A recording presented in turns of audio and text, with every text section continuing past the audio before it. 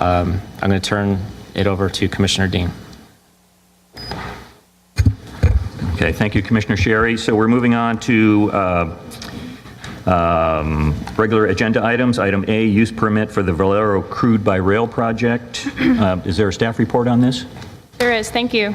Good evening, Vice Chair Dean, members of the Commission, and members of the public.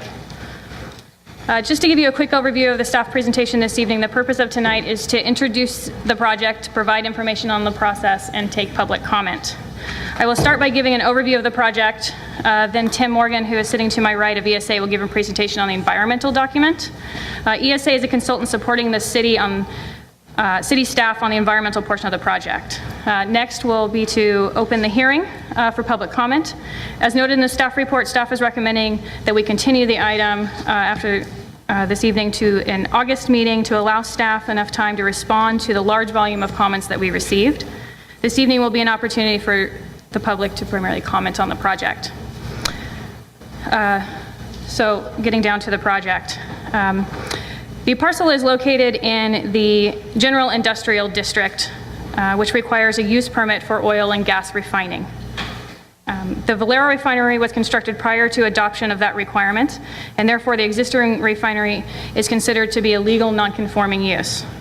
The non-conforming use regulations of the Benicia Municipal Code require that a use permit for alteration expansion as defined of a non-conforming use. The Crude by Rail project constitutes an alteration.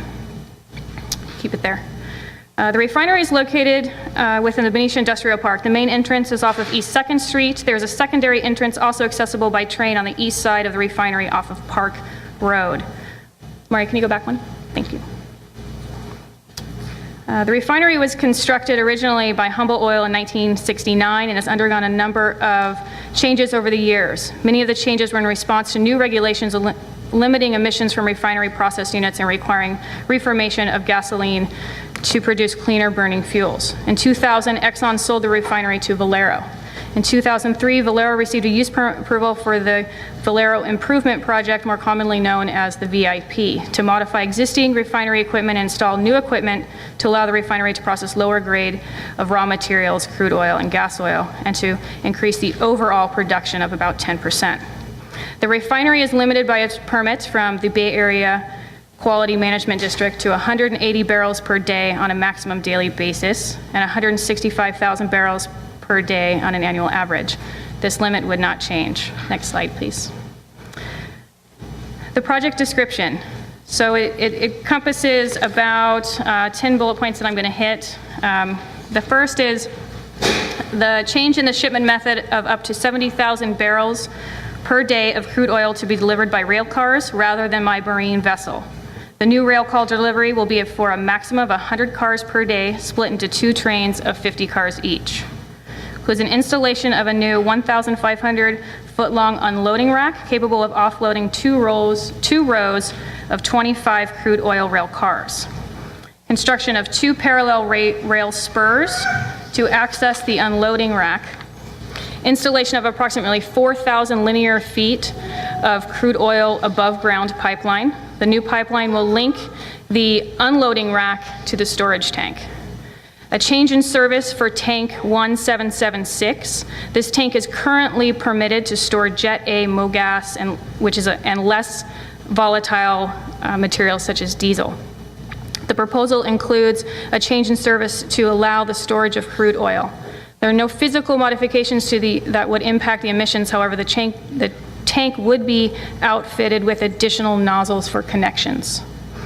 Includes a replacement and relocation of approximately 1,800 feet of tank farm dikes with a new 8-foot tall concrete berm.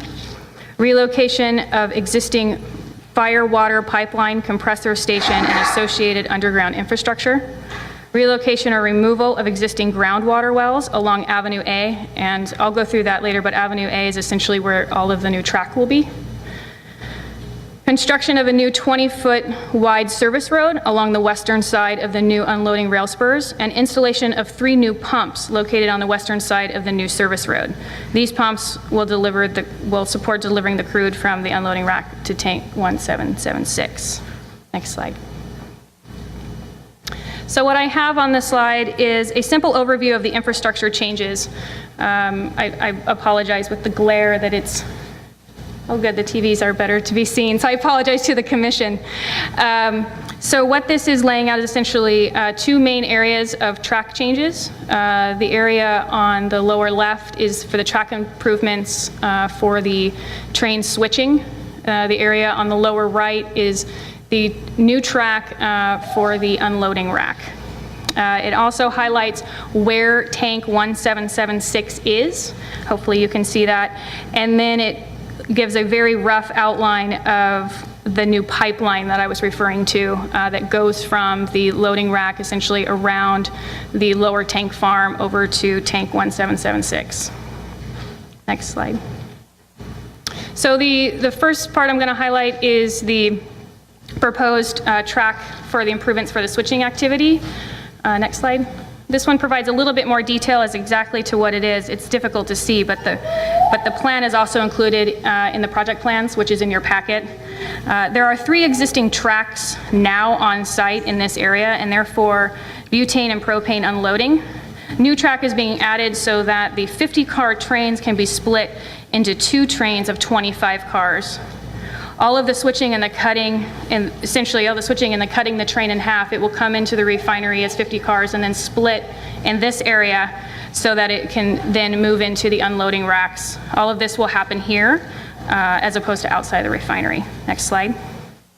So the track will be extended into this lower area, which is, there's no track there now. It will be new track for the unloading rack. Next slide.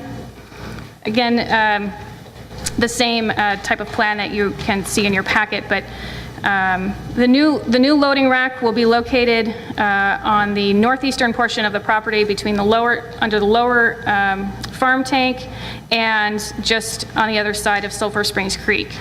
The unloading rack will consist of 25 60-foot long segments measuring a total of 1,500 linear feet. And as I mentioned, the rack is to accommodate two lines of 25 rail cars at a time. Next slide.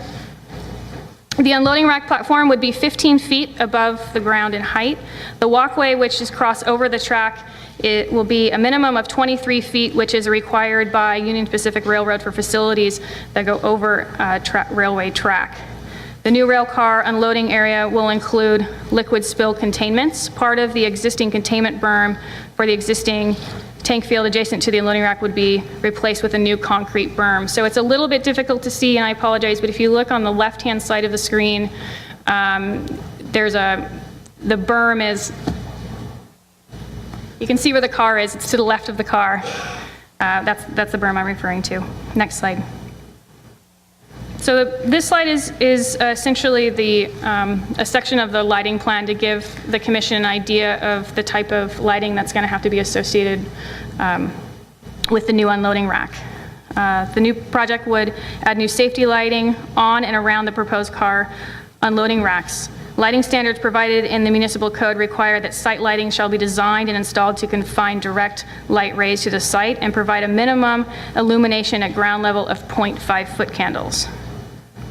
Each segment of the track would include an aluminum pole with 4 LED lights mounted at 12 feet above the unloading rack platform walkway and 2 LED pendant fixtures mounted underneath the platform, 8 feet above grade. In addition, 2 pole-mounted LED lights would be located 18 inches above grade. Walkways extending over the rail spurs, which would be those walkways that I indicated had to be 23 feet, would include 6 stanchion-mounted LED fixtures along the walkway and stairs, and 4 at the stairway landings at each of the unloading rack. 11 stanchion-mounted LED fixtures would be mounted 8 feet above 11 monitoring stations that would be done the initial review and determined that the project was consistent with the development standards providing in the zoning ordinance, including the height, the parking, and the setbacks. There were preliminary conditions of approval drafted. Those were included in the draft resolution in the staff report.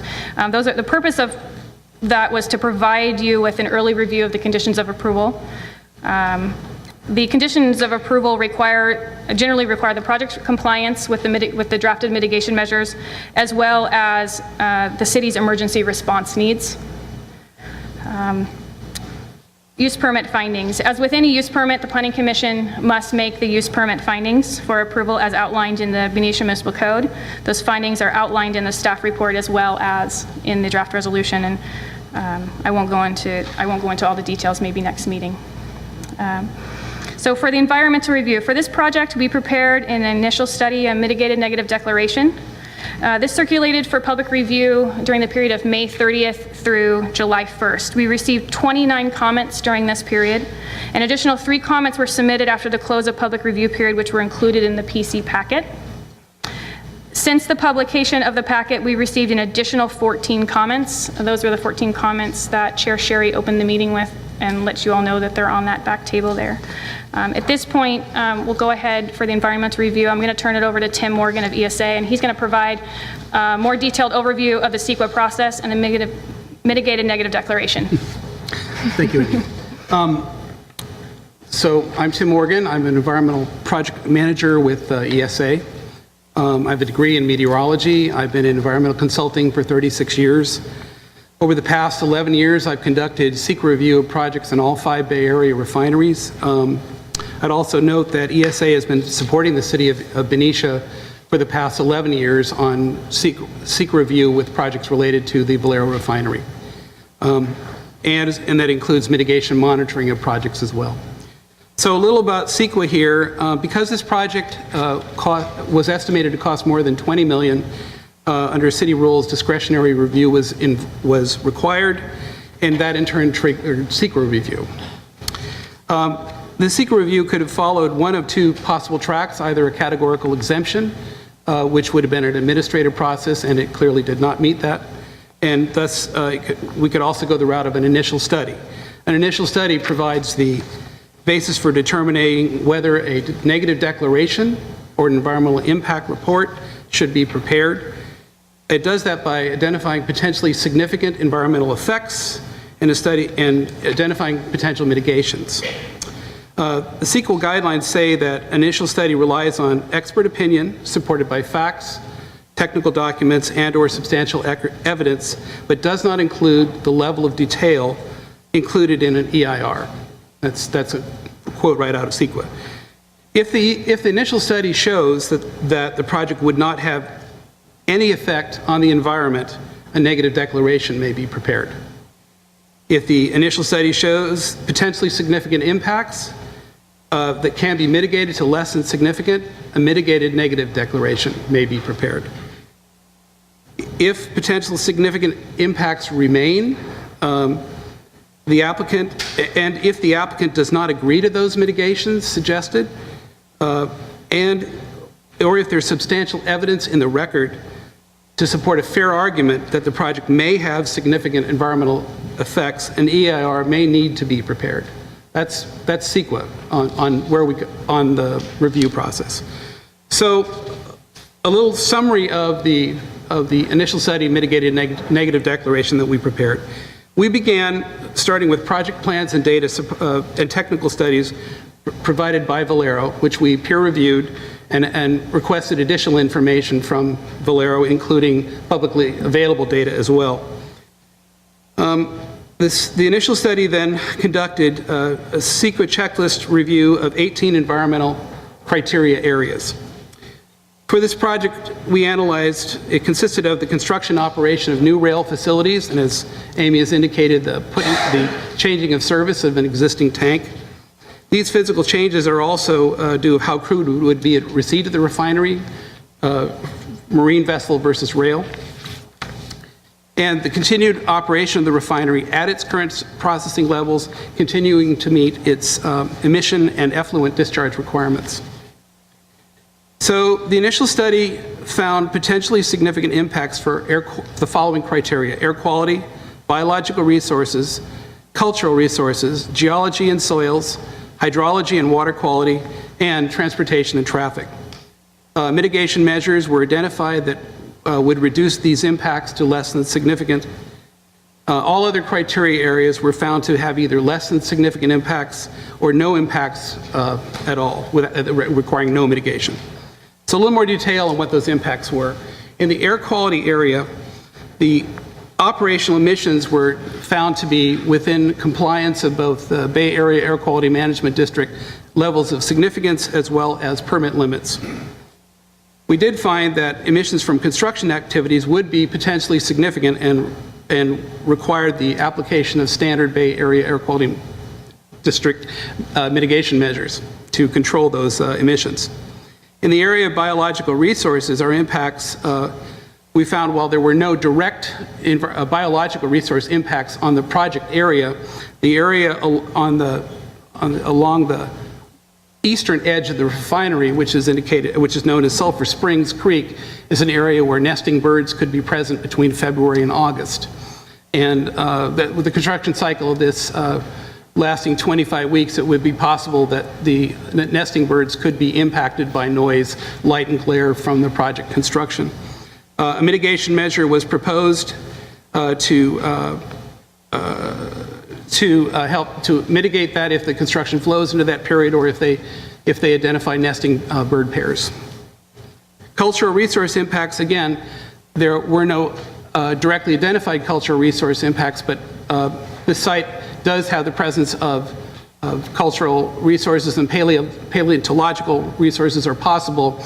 And even though the site is highly disturbed, in the unlikely operation that during construction things would be uncovered, mitigation measures were proposed to address proper handling of those resources.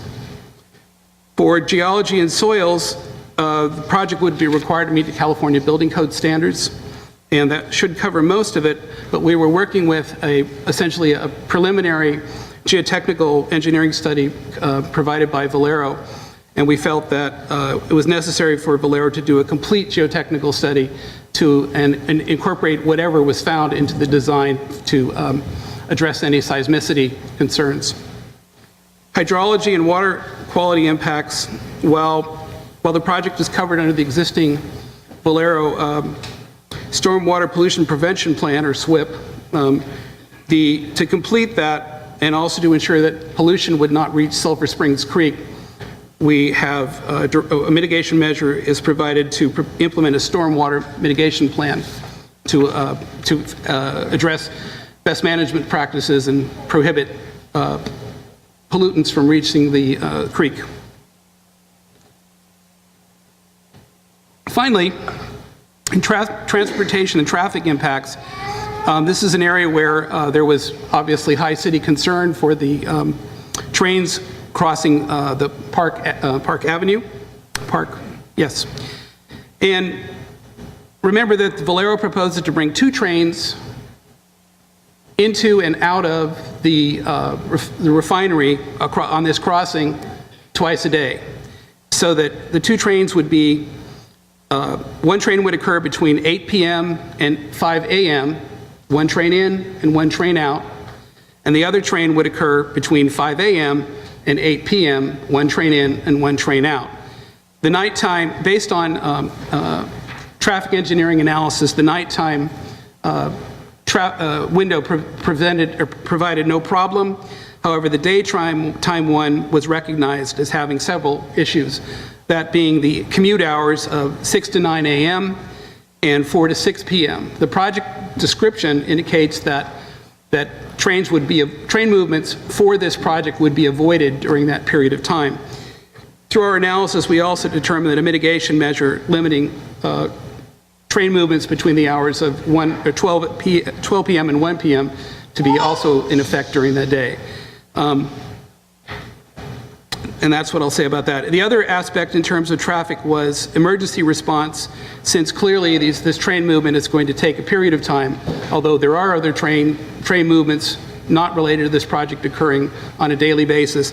The concern was raised about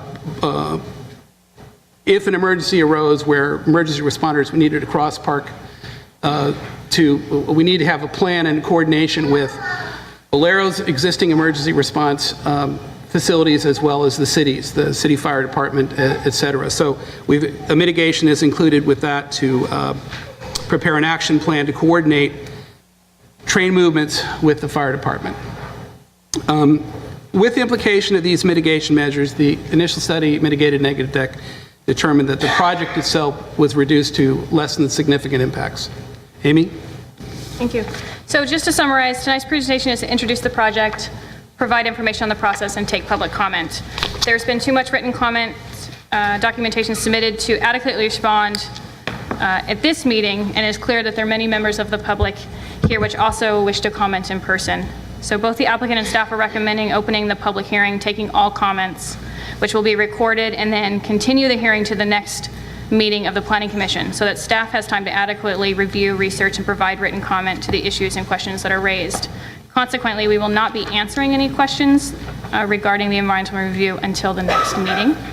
In regard to the recommendation for continuance, the next regularly scheduled Planning Commission meeting is on August 8th. The applicant has requested that the Commission consider holding a special meeting on August 1st. Thank you. Okay, thank you for that presentation and for the CEQA update. Thank you.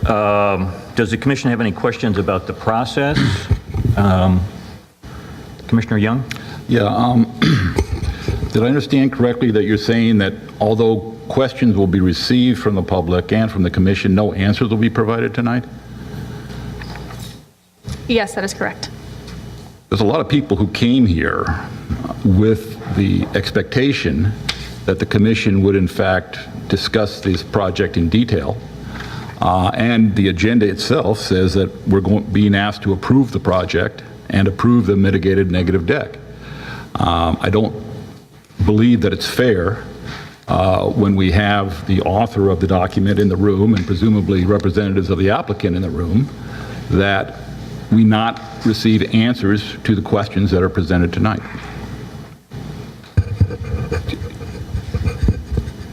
Other process questions from the Commission? Commissioner Smith? Commissioner Cohen-Grossman, did you have a question? About the timing of the next meeting, I would like to discuss that at the appropriate time. It does not need to be right now. Okay, I'm sure we're going to get around to that. Process questions from this side of the room? I had the same questions. Okay. This would actually be a good time to remind the Commission about ex parte communication. Members of the Commission should share substantive information that is relevant to the matter being considered by the Commission if that information was received outside the public decision-making process. So this may be the time to do that. Anybody? Yeah, Commissioner Smith? As part of my employment with Solano County, I was part of a meeting in which Valero made a presentation about the project, and it was the exact same presentation they made to the Economic Development Commission. I did not learn anything new that anybody else wouldn't have knowledge of. Other commissioners? Commissioner Young? A process question. If we were to, whenever we get around to voting on this project, if the Commission approves the project, approves the negative deck, is that the end of the necessary approvals?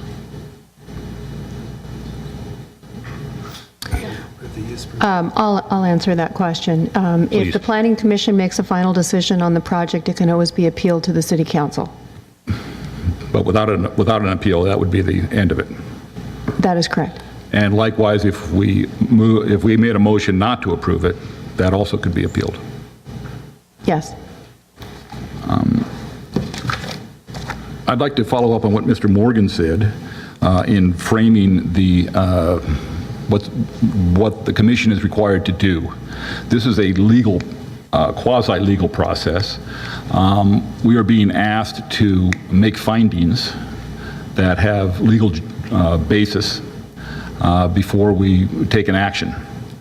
And I would like to read from the applicant's environmental document on what the standards are that we're supposed to use. Lots of times when you have a very lengthy and technical project, lots of times people who are watching can get lost in the jargon And so I think it's important to remind everybody what the sort of standards and parameters are that we're working under the law. And that is, again, from the applicant's document, this is what CEQA says, is that a review of a project must look, that all environmental evaluations must include the whole action involved, including off-site as well as on-site impacts, cumulative as well as project-specific impacts, indirect as well as direct impacts, and construction as well as operational impacts. So what Mr. Morgan says is correct if we adopt the mitigated negative deck rather than a full EIR. What we were saying is that any negative impacts from the project have been reduced by specific actions from a potentially significant impact to a less than significant impact. And our job as a planning commission is to decide whether those impacts, on-site as well as off-site, cumulative as well as specific, and direct as well as indirect, have been in fact accurately analyzed, and whether the proposed mitigation measures reduce the environmental impacts to a less than significant degree. If we can't say that about all of the impacts, an EIR would be required. Okay, I see our environmental consultant nodding his head. Yeah, Mr. Chair? Yes.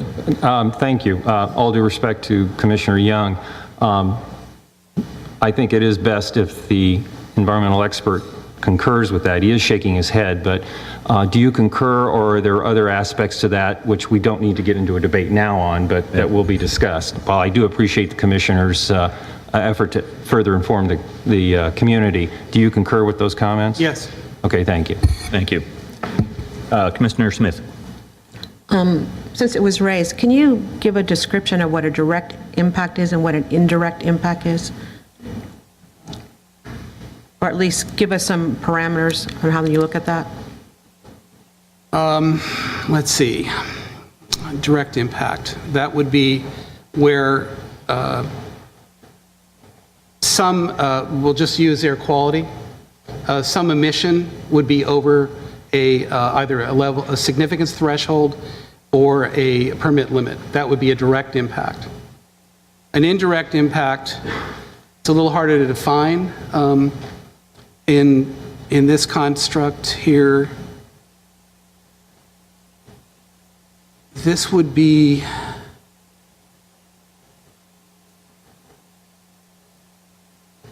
well, cumulative impacts would be an area where there would be an impact, an indirect impact that well, no, not just, yeah. I'm not coming up with a good example here of an indirect impact, but I'm sorry? It's, yeah, I might need to look that one up, to find a good hypothetical here for that. Mr. Chairman? Yeah. Yes. So we can keep the proceedings going. I think in this instance, we'll acknowledge the question and we'll come back with a better answer for you at the next meeting. Thank you. Okay. I want to go back to a minute. We were talking about ex parte communication, and I looked to my left, and I didn't get back to this side of the dais. Were there any communications here? Okay, thank you. At this point, usually it's the opportunity for the applicant to speak. Does the applicant wish to speak tonight?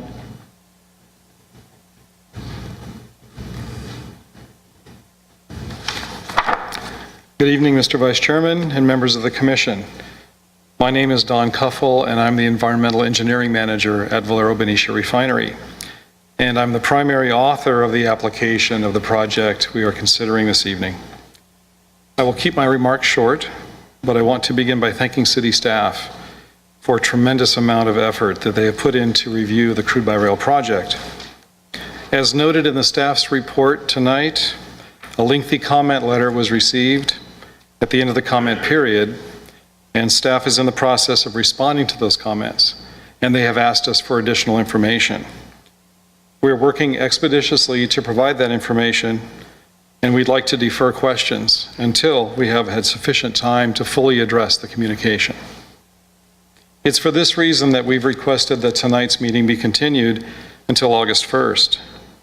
We recognize this is 1 week earlier than your regularly scheduled meeting, but respectfully make that request so that we might proceed with the project without delay. Construction for this project will occur entirely on our site, and it involves civil and structural work that would be impacted if it was not completed before the rainy season. We want to stress that this project is one of logistics only. It enables us to have an alternative means by which we can receive crude feedstocks. This project does not have an impact on the processing within the refinery. We believe this logistics project is a good one, not just for Valero, but for the city of Benicia. The project has the environmental benefit of lower emissions, including a reduction in greenhouse gases. This project will reduce the import of foreign crudes across the refinery dock, and it can increase the use of domestically produced crudes while continuing to meet the state of California's AB 32 Low Carbon Fuel Standard, or LCFS. This new construction has a substantial multiplier effect on our local economy with near-term construction jobs and increased revenues from sales and use taxes.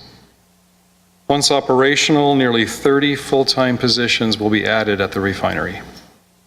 In closing, I would like to thank each of you for the effort required to review and consider the merits of our project. Again, we respectfully request your agreement to continue tonight's hearing to August 1st, at which time we will make more extensive remarks and answer your questions. Thank you. Sir, I have a question before you sit down. Your request for a special meeting on the 1st, the Planning Commission has a regularly scheduled meeting on August 8th. Is there a particular reason why you want to come a week prior to a regularly scheduled meeting? Again, the timing is driven by wanting to complete the construction before the rainy season, especially the civil work. So to you, 1 week's difference makes that much, 1 week's time makes that much difference in your construction schedule? Potentially could. Okay. Thank you. Thank you. Question Sir? from the Commission, Commissioner Young? Yeah. I apologize. Thank you. You're asking us to defer questions, but yet you're in a hurry to get this process moving. Is that correct? We think it's appropriate to defer questions until we've fully responded to comments. But And that way, when we make our, pardon me, go ahead. But you haven't heard the questions yet. But when we make our presentation in August, we'll be able to address those questions that are brought up in comments as well as questions that are brought by the Commission. So if we were to ask you questions, you would not answer them? No, I won't deny you what information I have. I'm not prepared to do a detailed discussion. Even though the item in front of us is to act on your application. Well, I think our understanding was before this meeting that staff's recommendation was to continue the item. And so we came here with that understanding. If that's not the case, then I apologize. I'd like to ask the Commission's permission for us as well as the audience to ask questions tonight as people are here. I think it was the understanding of staff and along with the applicant that this meeting would be continued to a date certain. We have yet to determine exactly whether that's the 1st or another date. So I think it's appropriate to hold your questions for now, particularly since the applicant is reluctant to go further at this point. Well, If I can clarify? Yes. I don't think there's any problem at all. Matter of fact, I think it's very appropriate for people to ask any questions that they do have.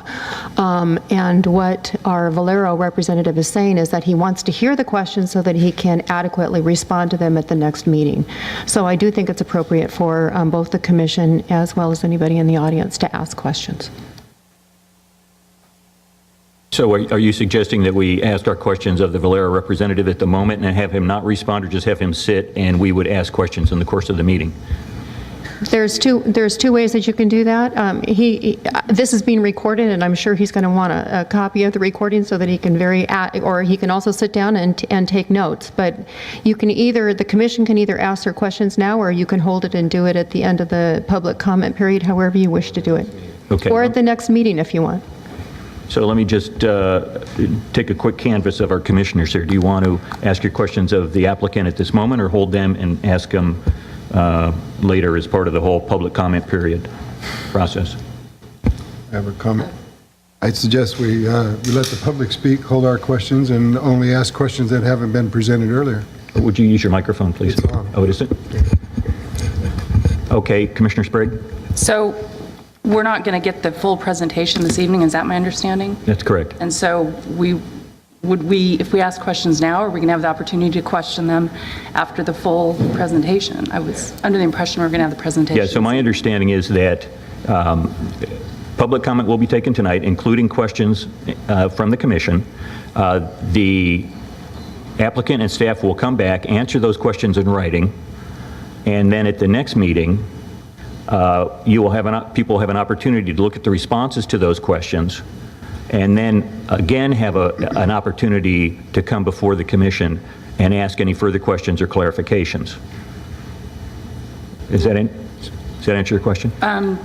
Yes, I mean, is that normal? I mean, it just seems, or is it just because we have a lot of members of the public here? I'd let the city manager answer that. Again, the primary reason for the continuance, the decision not to make a presentation is the applicant's decision. That staff's not involved in that. The reason for the continuance is we received volumes and volumes of comments after the agenda had been posted. That's why you have a recommendation, which is the standard process with an agenda. In this case, we had to put a recommendation on the posted agenda.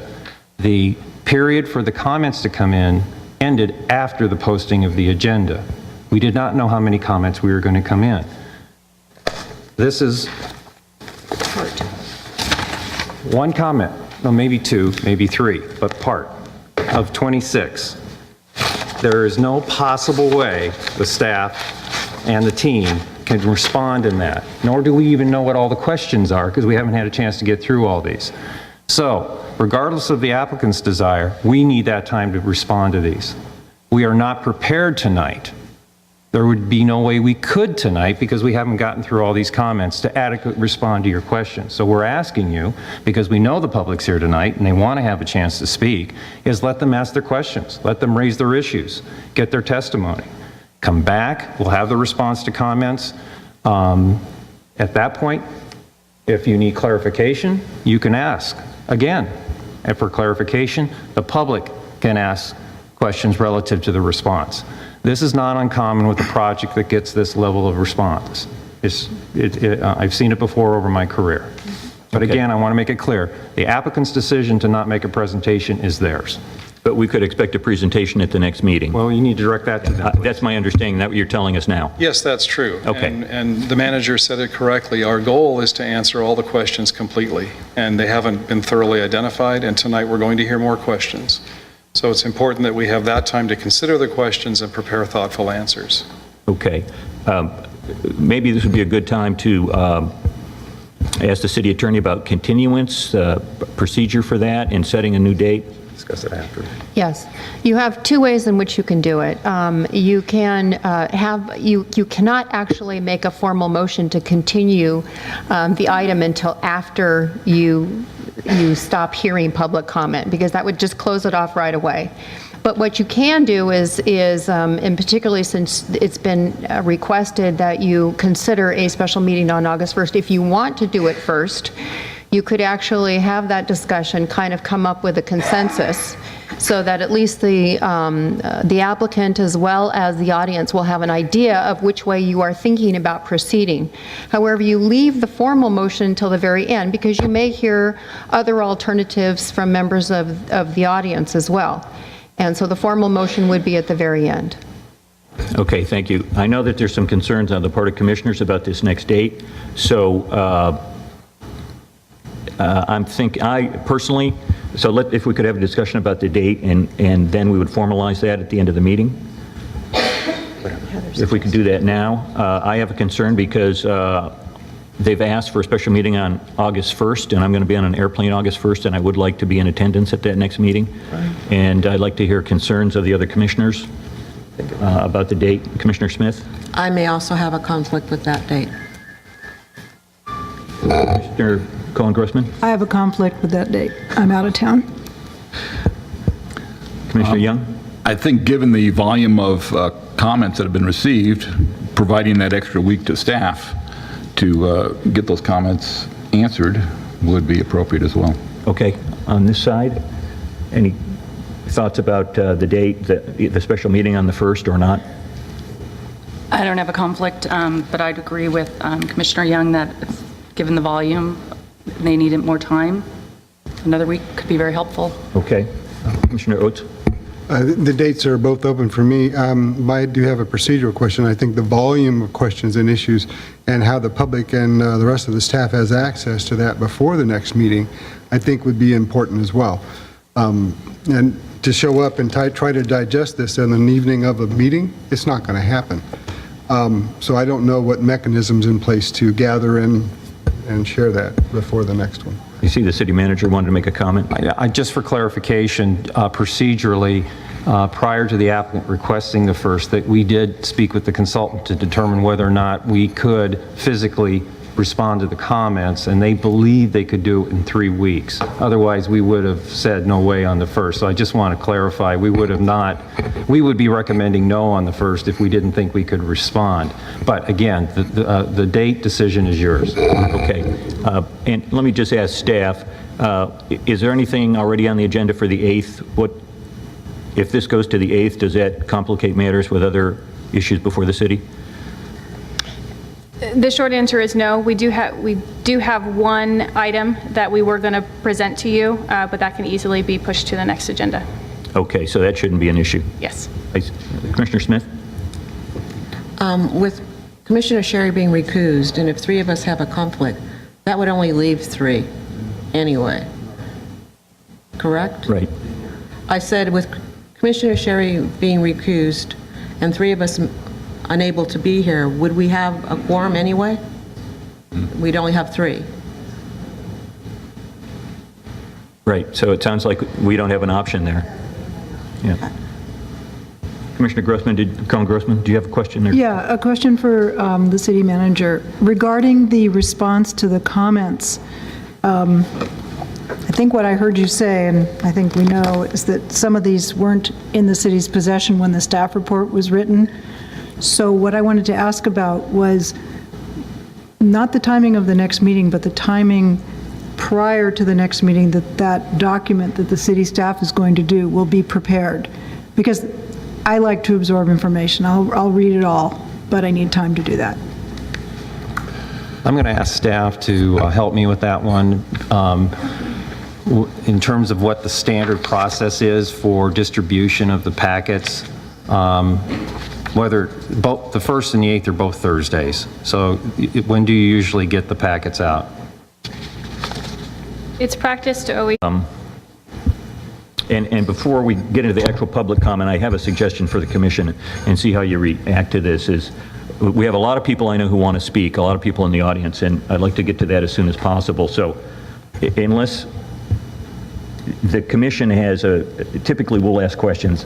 It looks like I would prefer that if we could hold our questions, let the public speak, and then come back, and any questions that aren't answered by members of the public, the commission can then ask their own questions or clarifications at that point, and that will go on the stack of comments to be addressed by the consultants in the city.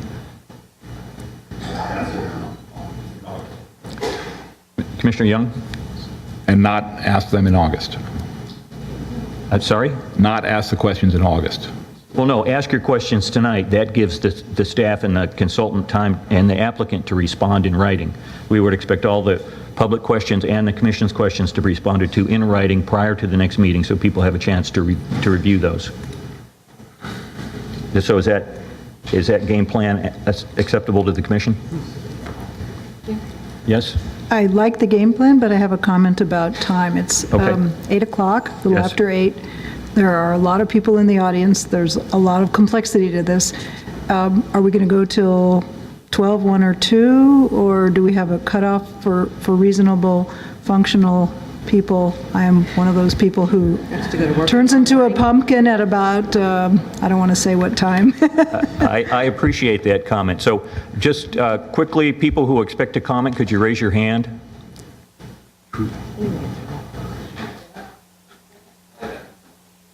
Okay, so we have a lot. We have a full house tonight. So, City Attorney, typically what would our procedure be here? We usually allow 5 minutes per speaker. If we have so many people that we have trouble getting them in, what happens? Well, twofold. First of all, you may want to decide how late you want the meeting to run, because that's very helpful in deciding how you will proceed. Secondly, the speakers are allowed to have 5 minutes per person. You can recommend that they keep their comments concise and precise. Third, it's possible to also ask people when a speaker is making a presentation, if you agree with the comments, they can raise their hands so that they don't feel necessarily the need to reiterate what somebody else had said. That's one way that you can do it. And then at some point, if you need to, you can continue the public hearing until the next meeting. Okay, so I also want to make sure that there's enough time. If we take public comment, I want to make sure there's enough time for the commission to weigh in on their issues before we leave for the evening. So I'd entertain times when we want to say no more public comment after a certain point, so we can bring it back to the commission and do our continuance motion. Commissioner Cohen-Grossman? With due respect to that suggestion, I also think it's very important that we hear from every single person who wants to say something. So it's kind of a catch-22. Let's just say, for instance, we decide to cut it off at 10 so we can add our comments. But let's say our goal is to end at 11. I'm just making these hypothetical times. If that resulted in not everyone in the audience having had their say, I wouldn't be comfortable as a planning commissioner having done that. That wouldn't work for me, because that cuts off people who have to speak. I feel it's very important to hear people. So I'm not sure how to deal with that, but it is important, I think, that all comments be heard. Commissioner Smith, do you have a comment, a response to that? I just think we should start. Yes, thank you.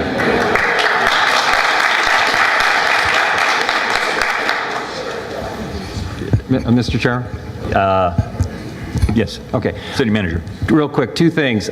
Strongly, based on where I've been before, and the attorney alluded to it, and if you were going to say it, I apologize, but we can move it much quicker if people who agree with the previous speaker's comments can state who they are, who they're representing, and just succinctly, as she said, say, I concur, because we can get through this. It's when they have something new they want to add or more to it that they can go into more detail. Also, this is a very important, complex, and emotional project, and I've always encouraged, so that we can continue to move quickly, that there not be applause or cheering, and that people who support the speaker's comments, that they raise their hand. But that's just a suggestion. Okay, so let me suggest this. I agree with Commissioner Smith. Let's just get started. We'll go to 10 o'clock. We'll see where we are at that point, how many people are still to speak, and we'll see how much longer we want to go at that point. Is that okay with the commission? Okay, so with that,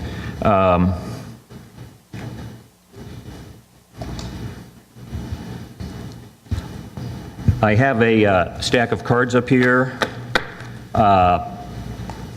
and I will call these in the order in which I have them. If you haven't filled out a card, there should be some in back, and you can give them to the staff table on the to my left.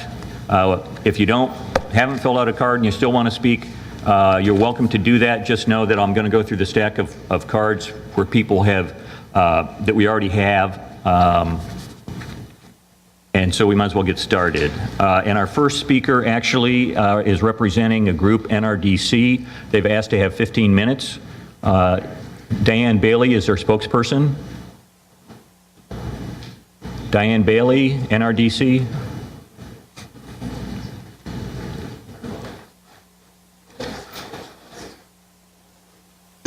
Okay, and before you start, is there, you're representing a group, can you give us a show of hands of who you're representing in the room? Okay, thank you. So you've asked to have 15 minutes as an opponent to the project? Good evening, Commissioners. Thank you very much. My name is Diane Bailey. I'm a senior scientist with the Natural Resources Defense Council. I understand that we have some pretty serious time constraints here, and we'll try to get through our comments quickly. We appreciate this opportunity. NRDC is gravely concerned about the implications of this project. We're here today to urge your full consideration of the whole suite of potential impacts of the proposed Valero crude by rail project, as we detailed in our written comments, which were voluminous, and the supporting expert reports. We urge you to read through this evidence carefully. We hope you will do so, because we feel that the evidence supports the fact that a full-blown environmental impact review is required here. The project proposal, as it was presented to the public through the initial study and the mitigated negative declaration, has some serious errors, gaps in critical information, and misrepresentations that really need to be corrected. We're simply requesting a review and careful consideration of all the questions and concerns that are raised here tonight, and a thorough environmental impact review. At a more basic level, what we really urge you to do is not to let Benicia be the first tar sands domino that falls in California. Let me give you a summary of our concerns with this project to explain why the Valero crude by rail project represents that first domino of tar sands falling here, and potentially leaving irreversible and severely damaging impacts in its wake. Very small amounts of tar sands are already being refined here in the state. For example, Valero in Benicia right here has already been refining about 1,000 to 3,000 barrels a day of tar sands over the last few years. However, our own in-depth market analysis of the crude oil supply reveals that this project to import 70,000 barrels per day of crude by rail is likely to be the first one to bring in very significant amounts of tar sands in a form called diluted bitumen, as we detail in our reports. And this form of tar sands is diluted with other chemicals to make the very dense oil sands flow into and out of the rail cars. Diluted bitumen is quite possibly the world's dirtiest and most dangerous fuel. So it's surprising that the project description has no discussion of this fuel whatsoever, and there's no information on the quality or the characteristics of the crude oil that would be imported through this project. Yet we know that diluted bitumen would have staggering impacts on the community here in Benicia and beyond throughout the Bay Area and California. In fact, the project materials gave the impression that the refinery will continue to running on the same type of crude oil, and it stated in various places through the initial study and other documents that the refinery doesn't need any modifications, that the new crude will be a lot like the old crude, and that the rail project as designed wouldn't be suitable to carry fuels like tar sands anyway, because there aren't proper facilities like heated rail cars. And we want to point out that these assertions are somewhat misleading. First, as far as modifications, Valero applied for a permit to make major adjustments to this refinery in 2002.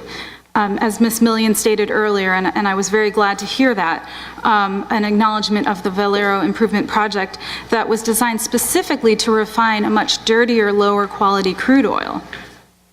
And so in fact, we do expect major changes to the quality of the crude oil, bringing in significantly lower quality crude oil with the VIP in place. And although the project doesn't propose specially heated rail cars and offloading equipment, that specialized equipment is unnecessary for tar sands when chemical solvents are added to make them flow like regular oil.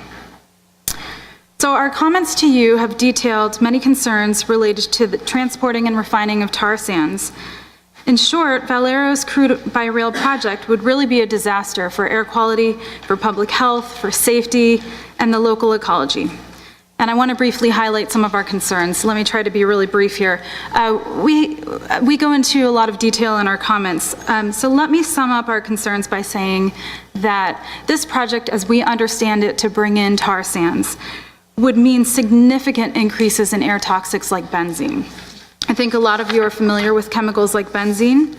It's a well-known carcinogen that can cause leukemia. It has a host of other health impacts, reproductive impacts to the central nervous system. It's a dangerous chemical. And We looked at the project materials and what kind of elevated health risks were projected related to benzene emissions alone, and there are a lot of other carcinogens related to this project. And we found an up to 5-fold increase in risks related to the increased benzene emissions. And those translated to cancer risks of up to 20 per million for workers and up to 10 per million for the community. This is the increased cancer risk from elevated benzene emissions alone. There are so many other carcinogenic air pollutants associated with this project, ethyl benzene, just to name one.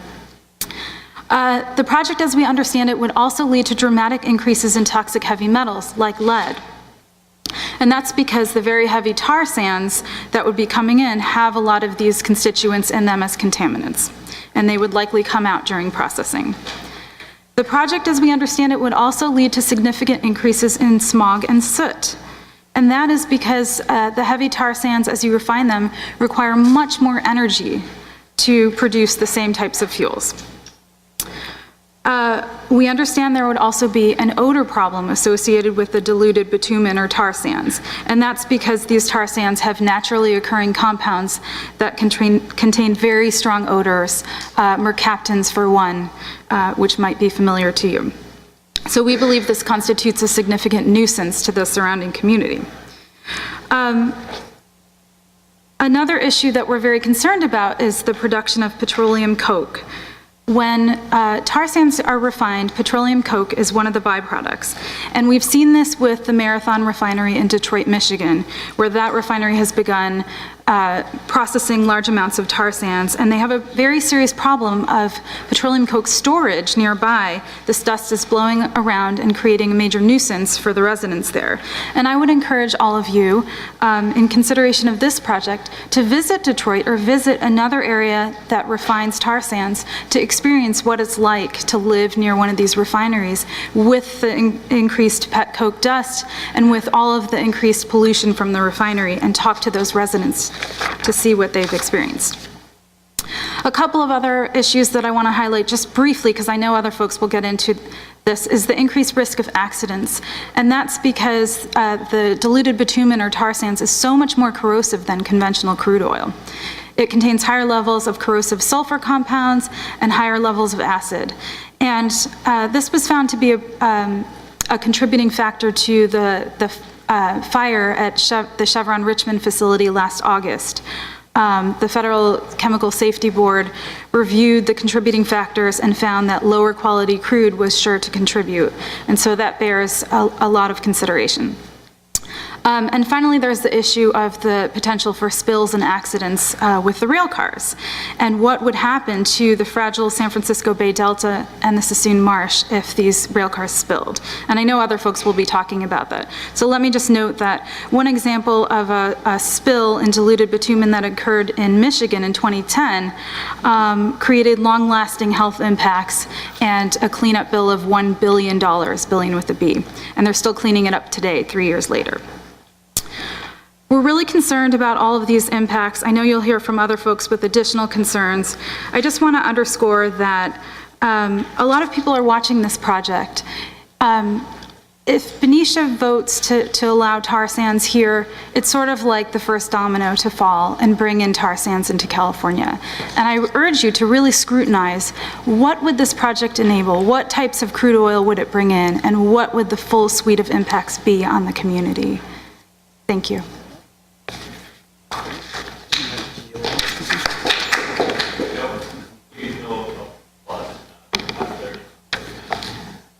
Hello, Commissioners. My name is Brant Olson, also representing NRDC.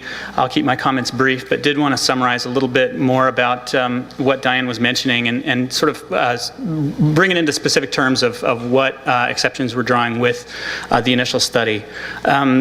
The conclusion that we're really zeroing in on, or that I'd like at least to zero in on in my comments, is that there will not be significant, or that emissions will be reduced through this project. That's a statement that you heard during the comments that were offered by Valero today, and these are conclusions that are also stated in the materials that they've submitted.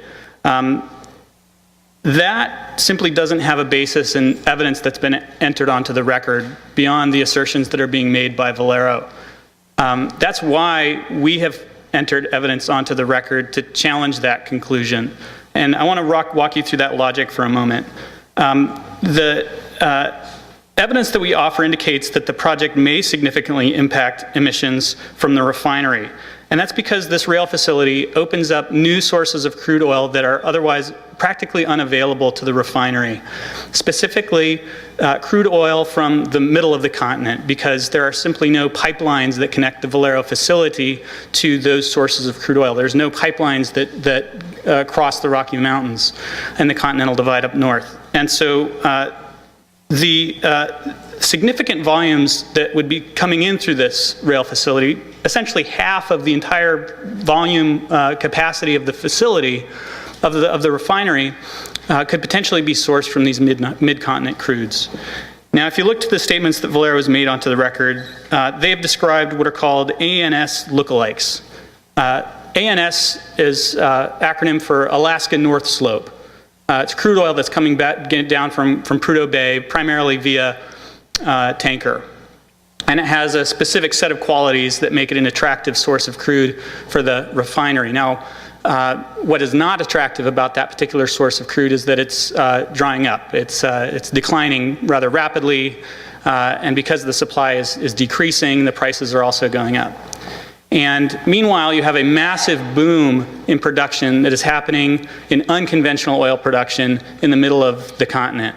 The two primary sources of that booming production in terms of volume is the Canadian tar sands in Alberta and the Bakken development in North Dakota. It's a tight oil formation that comes from shale.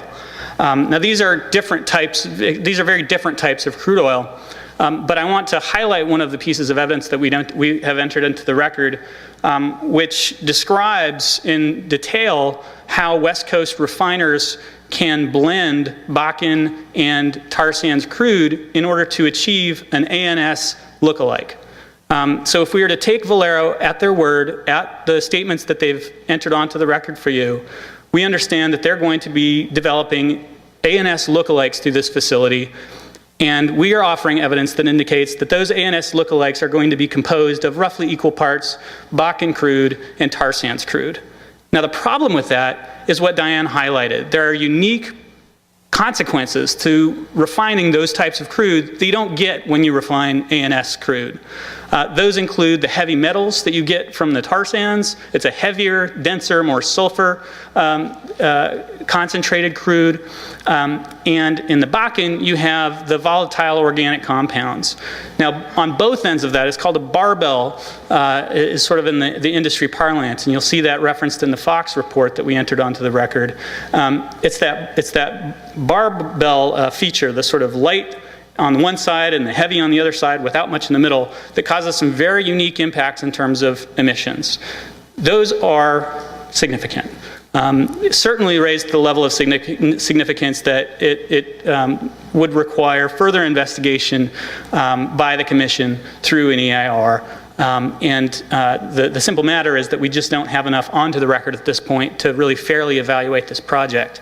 So we hope that by the evidence that we have submitted to your Commission, that you can draw your own conclusions, but did want to highlight, what I think is one of the important features of what you'll see in front of you. There's a lot to go through there, but really, I think it's important to highlight that this is a fundamentally new source of crude that raises fundamentally new and challenging issues for the community. Thanks.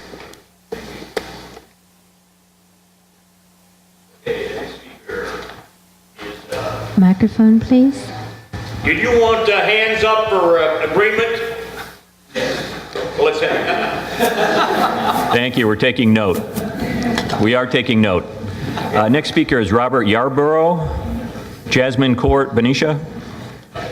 Mr. Chair? Not here. Commissioner Young. If we have questions of the presenters, when's the right time to ask those? When the presenter is at the podium.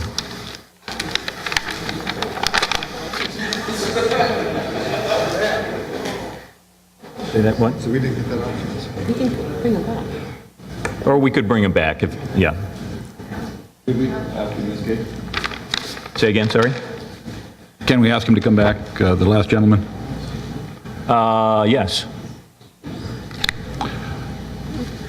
I'm sorry, I didn't hear. No, I Question for had you. a question for you. Sure. You were talking about the different oil, the sources of the different oil that could be coming in here. Valero has been reluctant to say exactly where this oil is coming from. Given that, how is the commission supposed to deal with this unknown situation? I think it's an excellent question that deserves investigation through an EIR, or at least through further disclosures from Valero. I will expand on my comments just a bit by saying the two sources of crude that I described are the lowest priced sources of crude that are out there on the market right now. And so from a strictly business standpoint, if you're Valero and you're looking to maximize returns for your shareholders, those are the sources of crude you're looking for. You want to be saving money where you can. So if you review your packet, you'll see a slide that's taken from a Valero presentation that indicates that they're expecting to save somewhere between, up to $3 a barrel. We would actually suggest that the margin could be potentially bigger than that, but potentially $3 a barrel over essentially what they've got access to now through the marine terminal by sourcing crude from the tar sands in Canada. Now, if you're talking about 70,000 barrels a day over the course of 365 days a year, you get a sense of exactly how attractive that is going to be from a business standpoint. Now, from a public health standpoint, there are external costs associated with that decision that I think the Commission needs to evaluate, and I hope that we've provided some background that'll assist you in that analysis. Okay. Commissioner Oates. Thank you for your detailed information. And what seems to keep coming up is the emissions that are an issue here.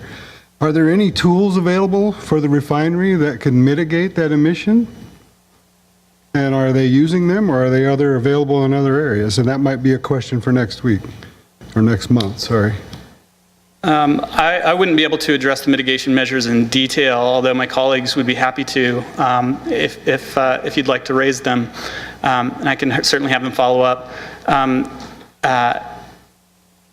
So at this point, I think what we'd like to see is further disclosure to further inform the discussion of the Commission. I totally agree with that, but also anytime you do that, then there should be the other side. How would I manage that? And that's all I'm asking, is that both sides be presented. The one point I would raise, however, and that I believe was touched on by my colleague Diane, was that obviously you have the Title V permits, you have the air quality district permits that do limit certain emissions from the refinery and that need to be evaluated. However, those limits are not a sufficient protection against issues such as benzene, which she raised, and certain of the heavy metals that are associated with tar sands refining. So while, and I would also indicate that there are those Title V limits don't mean that there will be no increased emissions from the refinery. So even increased emissions within the permit, we would argue,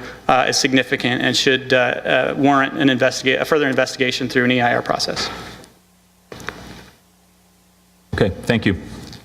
Next speaker, Robert Yarborough, I hope I said that right, followed by Kathy Kittredge, and then after Kathy, Linda Morgan. Good evening. I'm Robert Yarborough of 745 Jasmine Court, Benicia. My wife Suzanne and I are 40-plus year residents of Benicia, raised at 1800 Francisca Court and 1890 Lindo Street, respectively. Educated by the Benicia Unified School District, 1984 graduates of Benicia High School. We are Benicia homeowners since 1991. Our parents, all our siblings, and their families live in Benicia. I have worked at the Benicia Refinery since 1989, hired as an operator. I'm currently an operations complex manager for Valero. My family loves Benicia, our community, our countless friends, and everything this great city has provided us in wealth of security, education, and economy within the compassion of the spirit of the small town environment. My family benefits as Benicia residents due to the positive partnership of the City of Benicia and the Benicia Refinery in several ways, both directly and through my community.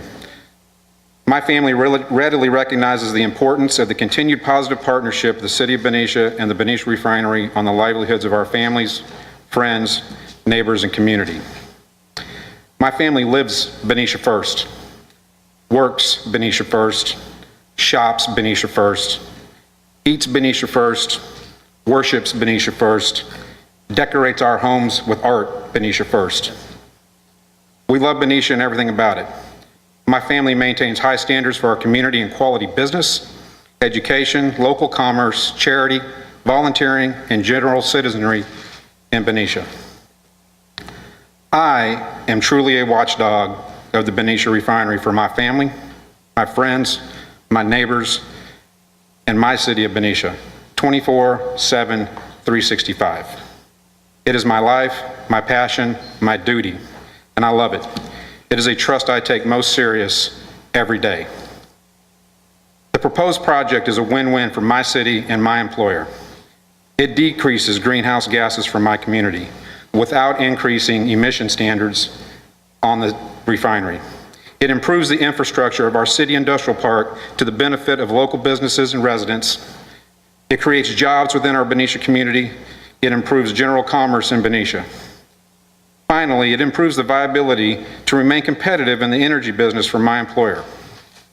And I personally know how important this is to my family, my friends, my neighbors, my community, and my favorite place to shop and eat in Benicia. I'm a lifelong Benicia resident, taxpayer, voter, and watchdog for everything Benicia.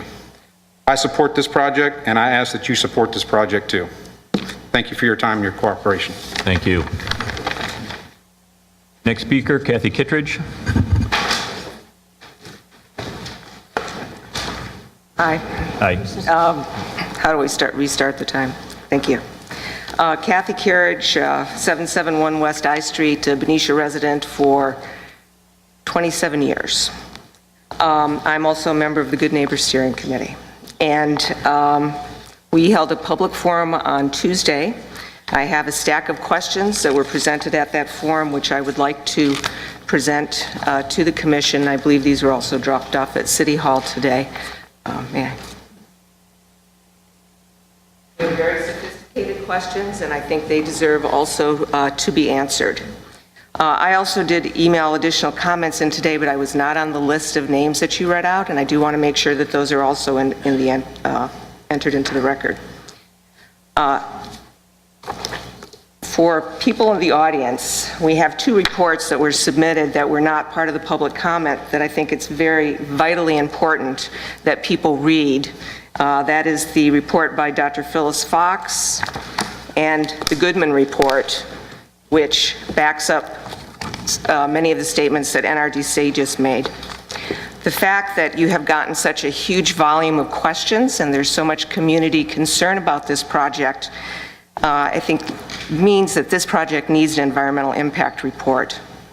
Only by looking at the most narrow definition of the project would you say there's no impact. This project could have a huge impact on the safety of Benicia, on its air quality, and on our exposure to toxic chemicals. I hope that you take the time to thoroughly read these reports and study them. And I think they'll show that we do need an ERI for this project. I have a multitude of concerns and questions about the project. In light of the recent train disaster in Canada, I want to have much more information about how these trains will be staffed, what kind of rail cars are used, are they the safest possible? What kind of fail-safe plans will be in effect to prevent a runaway train? What are the safety plans in effect now, not the ones that will be developed at some point in the future? What would happen if there is a derailment and explosion in the industrial park near an oil tank?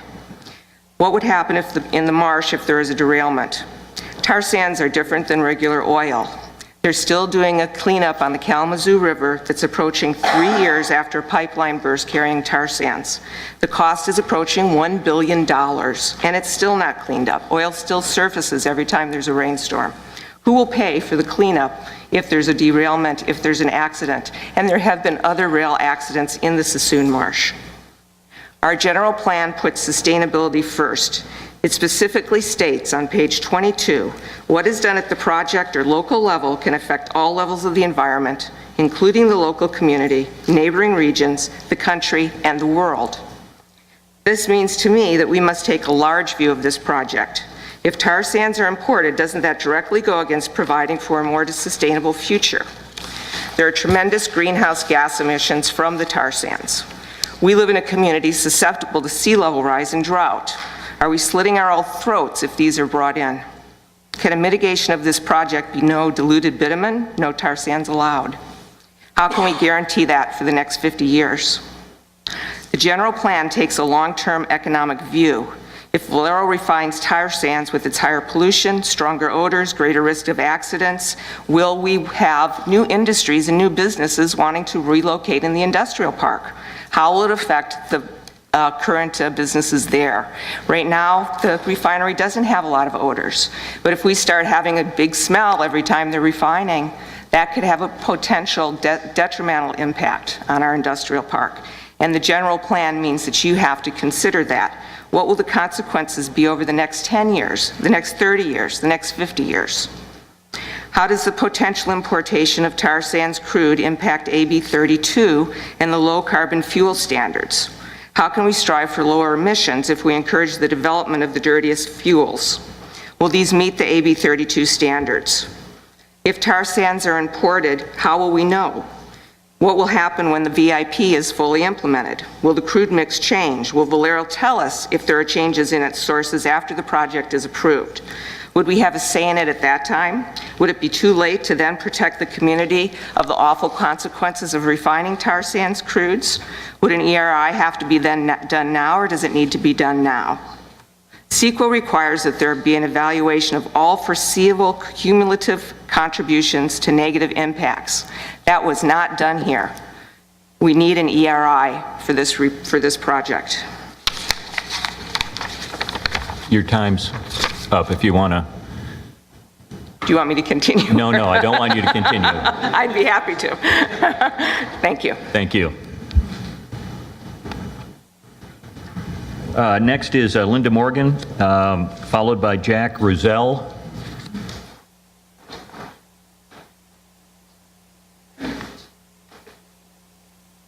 My name is Linda Morgan, and I will keep it real short because a lot of my points have already been made. I would just like to say that the project as presented acts like there are no impacts beyond the borders of Benicia. In fact, it acts like there are no impacts beyond the borders of the industrial park, and that is clearly not the case. There are impacts all the way up to Canada, all the way around the world, and I think you need to consider those when you are looking at this rail yard, because you can start right with the creek that goes along the edge of it, and what will happen if oil spills out of one of these cars into that creek and the birds nesting there. So I think you need to look at the global impacts, not necessarily global as in the world, but as in broader than just building a rail yard. Thank you. Thank you. Mr. Roselle, followed by Rick Slazeski.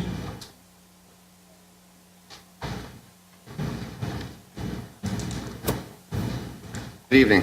My name is Jack Russell. I've been a business owner in Benicia for 35 years. I live here in Benicia, contribute to the community, and I also care greatly about this community. One of the things I'm very concerned about is that this mitigated report uses a test sample of rail movement in the yard that lasted 1 week. A 1 week test of the rails does really not give you a picture of what goes on there. The ebb and flow of rail movement is huge, and it varies widely.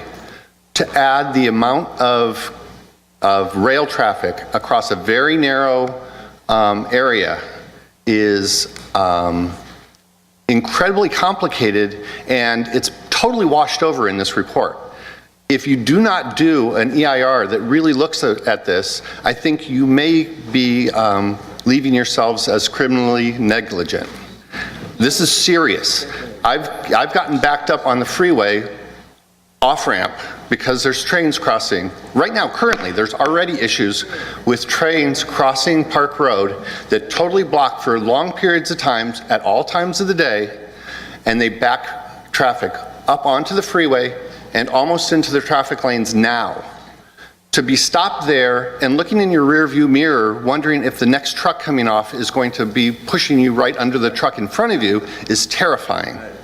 So please do not just accept this mitigated negative declaration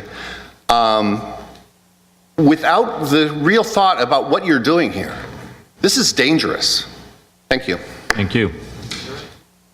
Next speaker, Rick Slazeski, did I say that right? Yes, you did. Yeah, I'm a Benicia resident since 1992, and I concur with Mr. Russell's comments as well as the NRDC. Just wanted to make a couple brief comments. Number one, Valero needs to come clean about the sources of the crude oil that's going to be used here. Absent that, there's no way a proper assessment can be done on the environmental impact of this report. Number two, you clearly need a full EIR, assessing this. Anytime there's a possibility of increased carcinogens and other air pollutants as a result of a project, that needs to be fully evaluated.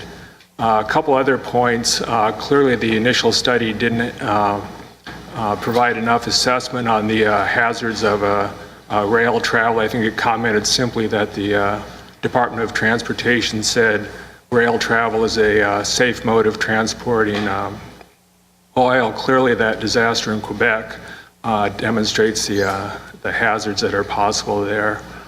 And finally, I think the risk of a spill in the marsh needs to be fully assessed.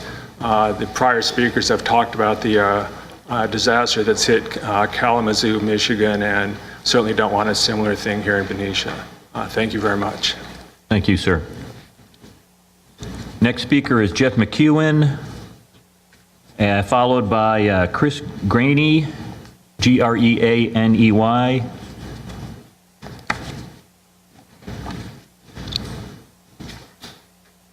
Hello, good evening. Good evening. My name is Jeff McEwen. I'm speaking in favor of this project tonight. I'm the business manager of the Ironworkers Local 378. Our address is 3120 Bayshore Road. The railway runs adjacent to our building and our training center right there in Benicia. We've been there over for 25 years. I've witnessed a lot of improvements on the rails, so I applaud Valero for doing whatever they have to do to make this a much safer project for Benicia and for the surrounding area, of course, is very urgent for this project.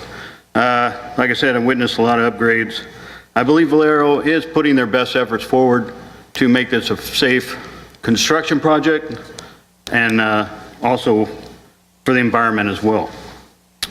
I hope that you will vote to support this project to bring more much needed jobs to the area and for people that are badly needed to go back to work. So I appreciate your time. We'll keep it brief. Thank you very much. Thank you.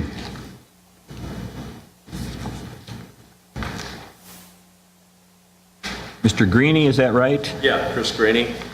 My name's Chris Greaney with the representative for the Heat and Frost Insulators and Allied Workers. Our business is located at 3801 Park Road. I'm speaking in favor of this project. We're a strong supporter of the proposed project at Valero to bring in crude by rail car. Our office staff and members and apprentice trainees commute to and from the facility daily and do not encounter excessive delays from rail car crossings in and around the industrial park. We're excited to see that both the city and local businesses investing in these types of infrastructure projects will ultimately bring more growth and business opportunities to our area. The newly repaved area on Park Road, where we sit adjacent, has given this area a very badly needed facelift, and we believe the crude by rail is another step forward in revitalizing the industrial park area, which will bring prosperity to the city. So I thank you for letting me to speak for this very important project for the city of Benicia. Thank you. Thank you. Next speaker is Frank I think it's Saltz, S-A-U-T-Z? Sites? Yes. My name is Frank Seitz. I reside at 156 Ormore Way here in Benicia. I'm a 53-year-old resident, born and raised. I'm a third generation. Actually, my fourth generation did move here from Portugal many, many moons ago. So I've seen this city really go from a cow town to the suburbia they want to claim it is today, with the downtown renovation and everything else they're trying to do here to try to look like a downtown Sausalito, which they got a long way to go. But anyway, back to the project that we're talking about here, the Valero project. I've been a construction worker since 1981 when I joined Mare Island Shipyard. Back then, there was no safety, no concerns for the employee, no concerns for the environment. It wasn't anybody's fault. They didn't know any better. Enough people hadn't died yet for them to get concerned about safety. But now, in this new generation that we're in, Valero takes safety very seriously. I've worked out there on many projects since 1999, the FlexOrb, and before that, the Clean Fuels. They take their safety seriously. They take the environment seriously. They take the community seriously. Every time you step on refinery, Valero's property, they make sure that you know their program, which is safety first. They make sure you understand the consequences of working refinery. Everybody here needs to realize refineries are the real deal. They're a hazardous environment. The only people in that environment are people who know what they're doing. If Valero says that they've got this project and they've studied and they know what they're doing and they did the research and they're well aware of the impact it's going to have on the community and the residents, the people that work in and around the refinery, then they've done their due diligence to make it safe. Another item that's been brought up, much talked about, is a railroad and Park Road. I can tell you, I've lived there my whole life. That is not a much traveled area. There's ways around that whole railroad. You don't even have to go through there. You have the freeway off-ramp. You can go around the Bay Shore and drop down. You can also go further down. I think it's industrial way. There's alternative routes to get around the railway. So for people to be concerned about backed up traffic and so on and so forth, I think that's just an easy way to find a problem with the impact of this railway. But in all honesty, as a construction worker, Valero is a good employer for this city, a good provider for this city, and I think in due diligence, they care about the safety of this community. Thank you. Thank you. Next speaker, Greg Armstrong, followed by Joel Fallon. Evening. Greg Armstrong with the National Electrical Contractors Association. Represent about 30 electrical contractors in and around the area. In fact, working in Valero currently. So I realize the devil's in the detail. A lot of issues are brought up. There's volumes of reports, and but I don't discount the experts that have done their reports, and you know, the myriad of state agencies and local agencies and regional agencies, Barry Air Quality Management, and your good partner, Valero. And I trust that once the questions and issues are answered and resolved, that you'll get a great, fine project that will have no major impact on the environment. What the impact will be, it will be 30 employees, new employees getting jobs, having careers. What you'll have is a construction project when it's being done that'll put our craftspeople back to work. So I support the project once we've gone through the process. Thank you. Thank you. Joel Fallon, followed by David Jenkins. Good evening. My name is Joel Fallon. I'm a Benicia resident. I'm a retired Army officer. I've lived here for 19 years. I have a pretty good idea of what my temperature is, what my blood pressure is, what my respiration is, and so forth. But I don't have a real good feel for what the quality of the environment technically is in Benicia. I get an annual statement that tells me that the water quality is X. I don't get a statement about the air quality or the wildlife, and I don't think that we really have a good baseline. And I believe that that's a responsibility of the city to determine. They ought to know how healthy or how unhealthy Benicia is from day to day. So that if something strange happens, a project is involved that comes in, we should be able to determine its impact on the city very, very quickly. I second the idea that we are not alone in the environment here. that there is environmental impact. I feel for the people in Canada and for those in Washington and Oregon, but certainly Benicia has closer neighbors than that who could be impacted by a mistake. And they include Crockett and Port Costa and Vallejo and Martinez and Rio Vista, if we make a mistake and do something wrong here. Talking about doing something wrong, if I were a landlord and had a tenant, I would want a security deposit so that if he throws something through the front window or knocks a hole in the wall or tears a closet door off, there's some money to make repairs. I believe that Valero should indeed have a security deposit so that if something goes wrong, we can have some way of picking up the pieces, of hiring more policemen, of more people in the fire department, of better communications. I think that perhaps it would be useful if the City Council were to contact, say, the City Council of Mayflower, Kansas, or some of the other areas in which things have gone wrong, to find out how much it costs to put them right. Thank you very much. Thank you, sir. Next speaker, David Jenkins, followed by Michael Petrelizzi. Good evening, ladies and gentlemen of the council. I am a business owner in the industrial park. I have 2 facilities down there that directly are impacted by this proposition, both from parking, rail traffic, people coming off of 680, the congestion that will be impacted there. And like one of the other gentlemen said a while ago, I have sat many times on the off-ramp coming off of 680 North for as much as 30 minutes waiting for a train to leave. There is great impact by this. In addition to that, I want to bring this to your attention. It doesn't seem to be in any of your reports, is that UP is in the process of building 4 to 6 additional spur lines down right in back of my building to park empty containers on, these tankers that are going to carry this oil. Nobody's even talking about that. It's not even in your proposition. I'm concerned about it because it's within 50 feet of my property. It's within 50 feet of my building. There is a creek that goes down through the middle of this. I am concerned for the wildlife that's there. I am concerned for the amount of water that could be polluted going down that if there is this drain or if there is a spill.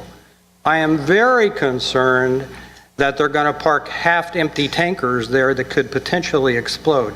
I am very concerned that there'll be propane tankers there that could explode. I am very concerned with the noise that these trains will bring in. A lot of noise, a lot of pollution, all kinds of things that needs to be considered by you as council. I believe that you should look very carefully into what's going on here. This is, I'm not opposed to capitalism. I'm a businessman. I'm all for capitalism. I'm all for anybody making money that they can make it until they start impeding on my personal rights. And my personal rights are environment. They are my rights to have a business where I want to have it. I've been there for 10 years. It's not fair that they can come in and put this huge amount of rail traffic in back of my building and create noise, create hazard, create potential explosion, create even potential for a terrorist to come in and explode some of those things. I am concerned, and I'd like for you all to think very carefully about this, about whether you allow this to take place. It will impede upon my business, and I don't like it. Thank you. Question, sir? Sir, I have a question. Yeah. Who did you say was building a rail yard near your property? Putting in a spur rail yard in back of my building to hold containers. Who is? UP. For Valero. Union Pacific. Union Yeah, Pacific. they're doing it specifically for Valero. Okay, all right. And your information that Union Pacific is building it for I got it Valero from is the rail constructor. They've now brought in huge amount of equipment and parked in the back of my building, already starting to put rail iron down, not fastened down. And I have issued them a cease and desist order, which I'm going to continue against because they're trying to impede upon my property and claim that they have an easement there, which they do not have. So I'm in the process of that as well, but I'm talking to you more from a community level, from a business owner inside the park, and from a world citizen that doesn't want to have a problem. Okay? Thank you. Another question for I you. do. This is actually for the staff. Are you aware of this rail spur construction, and is it considered part of the project? I was made aware by the previous planning director that there was a Union Pacific project. We sought to get information about that from UP. We're unable to get specifics about it other than the fact that it is not a CEQA considerable project. In other words, we can't really, we didn't know what it was, and it wasn't considerable as a cumulative project under CEQA. According to UP? Yes, that's as much as we could determine. Yes. Commissioner Young, if I could speak to that. If I may continue. Yes, we were silent on it because we simply did not have information to include it. Well, we did attempt to get information from UP about it. And do they need a permit to do this, and have they acquired a permit from the city? I can't address that. I don't know. If I may, Chair and Commission, UP, the project that Union Pacific is performing in the industrial park is a maintenance project on their lines. It's approximately about a $12 million project where they are improving existing rail lines. They are removing rail lines that have not been used or are outdated, and they're improving existing track. According to UP officials, this has been on their project to-do list for quite some time, and they have been engaged in that effort for the last probably 4 weeks in improving that line. It's unrelated to the project proposal before you tonight. And is it permitted? There's no permits necessary from the city of Benicia. They have been coordinated with Public Works and Economic Development staff to make us aware of what's going on, but no permits were needed. Mr. Chairman? Mr. Chair? Sir, yes. We'll try to provide more detail on that. Our understanding, so my response is qualified, is that cities do not have any authority over rail lines relative to maintenance on their lines, except where they cross our right-of-way. I had a brief conversations with our Public Works Director, and given the age of the line and the arsenal, it's our understanding that the city actually has the easement across the rail line, given its age. But again, let us pull that more detail together and bring that back to you. Okay, thank you. Thank you, Mr. Jenkins. Okay. Next speaker is Michael Petrolizzi. I'm sorry if you want to correct me? Petrolizzi. Petrolizzi. Close enough. Good evening, commissioners, city staff, and members of the public. My name is Michael Petrolizzi. I'm proud to say that I have lived almost the entirety of my life in Benicia. With the great guidance of my parents, a caring community, and excellent schools, I graduated from Benicia High and entered the California Maritime Academy to pursue and later achieve a degree in mechanical engineering. In 2009, I was thrilled to be hired as a mechanical engineering intern at the Valero Benicia Refinery. Upon earning my Bachelor of Science degree, the Department of Defense hired me to work in the Navy's Petroleum Oil and Lubrication Division. After 14 months of worldwide travel and being stationed out at Port Hueneme, California, I soon realized my heart and my family were back in Benicia. When Valero posted a job opening for an associate mechanical engineer position, I applied and rejoined the Valero team in 2011. I am a homeowner, tax-paying, voting member of the Benicia community who shops in town, eats at the local restaurants, supports local charity events, and volunteers in my community. I am part of the next generation of the workforce, and with that responsibility, I've quickly developed a respect for the importance of on-the-job safety, the environment. Bateman?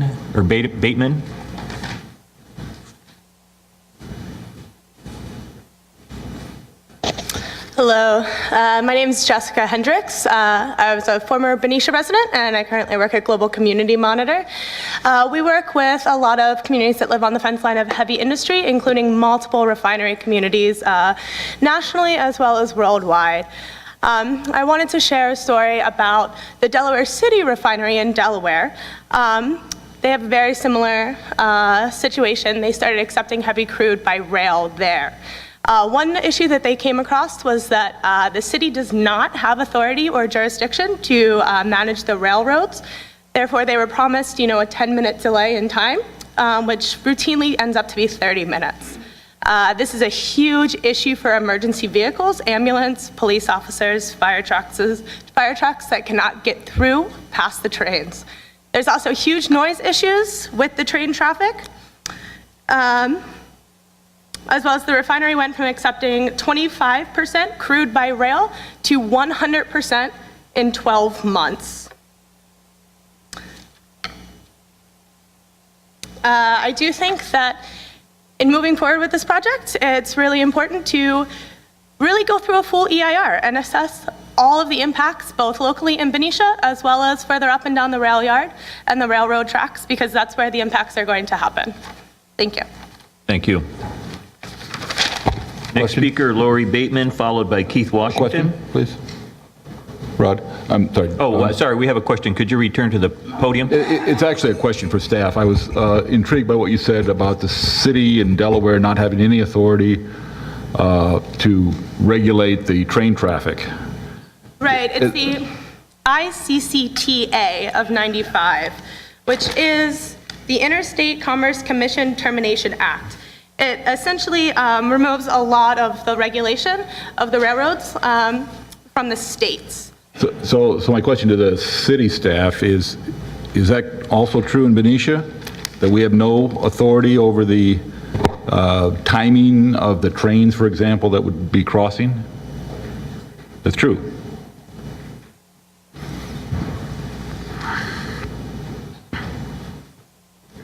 Okay, next speaker. Lori? Yes. Yes. Hello, my name is Lori Bateman. I reside at 434 McKenna Court. First, let me say thank you to the commission and to the city staff for all the time you've invested in sorting out all the facts of what the project is and what it is not. As a resident of Benicia, I appreciate the job that you do and of making decisions and the good you're doing for the community. I urge you to make the right decision for our community by issuing a use permit for this crude transportation project. I have heard a lot of speculation about this decision before you tonight, so let me keep this simple and to the point. Valero is seeking a permit to construct a rail facility inside its fence line in order to bring in crude for processing at the refinery. Similar crudes are now brought in by ship and pipeline. This project is simply a new way for them to bring in raw material necessary for their business to succeed. Processing crude oil into clean fuels to meet the energy demands of the marketplace per the requirements of the California Air Resources Board is what they do every day. I've been a Benicia resident for 23 years, and this is the first Valero project that has me excited about the long-term local jobs that it's going to create. I know more than a few residents whose lives could be changed by getting a job supporting the day-to-day function of this crude by rail project. And the best part is that they can spend more time with their families by not having to commute elsewhere. And the jobs that are being displaced by bringing crude in by rail are foreign jobs from foreign ships that are also going to be displaced. So this project is not only getting crude transportation out of our waterways, is also bringing jobs to the United States and especially to Benicia. Again, I support you. I ask for your support on this project. Thank you. Thank you. Next speaker, Keith Washington, followed by Marilyn Bardet.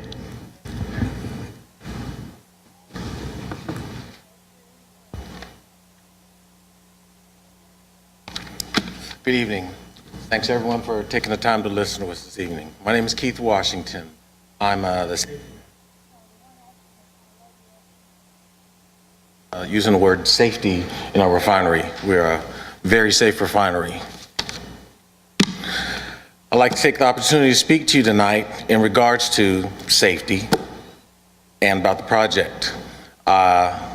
I've been a member of the refinery for 27 years. I live in town. I've been here for 17 years. I have family that's been here in excess of 70 years.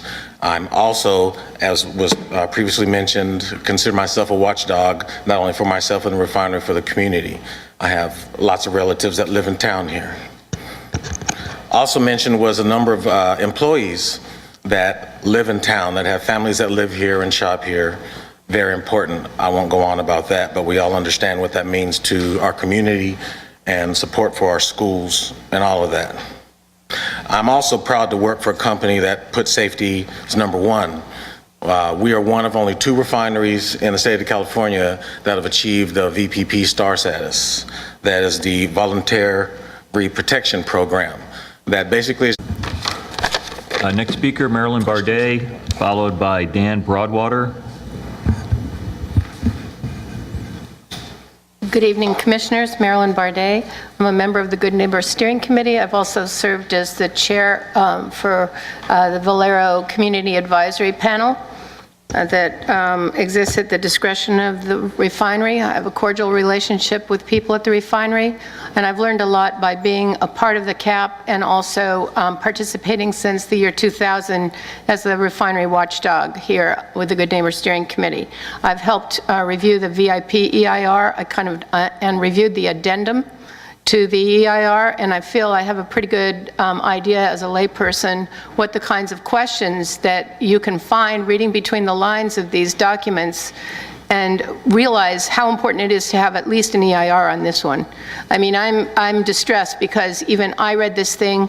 I had no help from NRDC's comments. They were submitted after I had already written mine, even though they were submitted on the same day. And I can tell you that I was on the right track with all my questions. So that tells me that I've learned a lot in the last 10 years, 13 years doing this. And I want to say that our job here is not to say whether we like the project or not.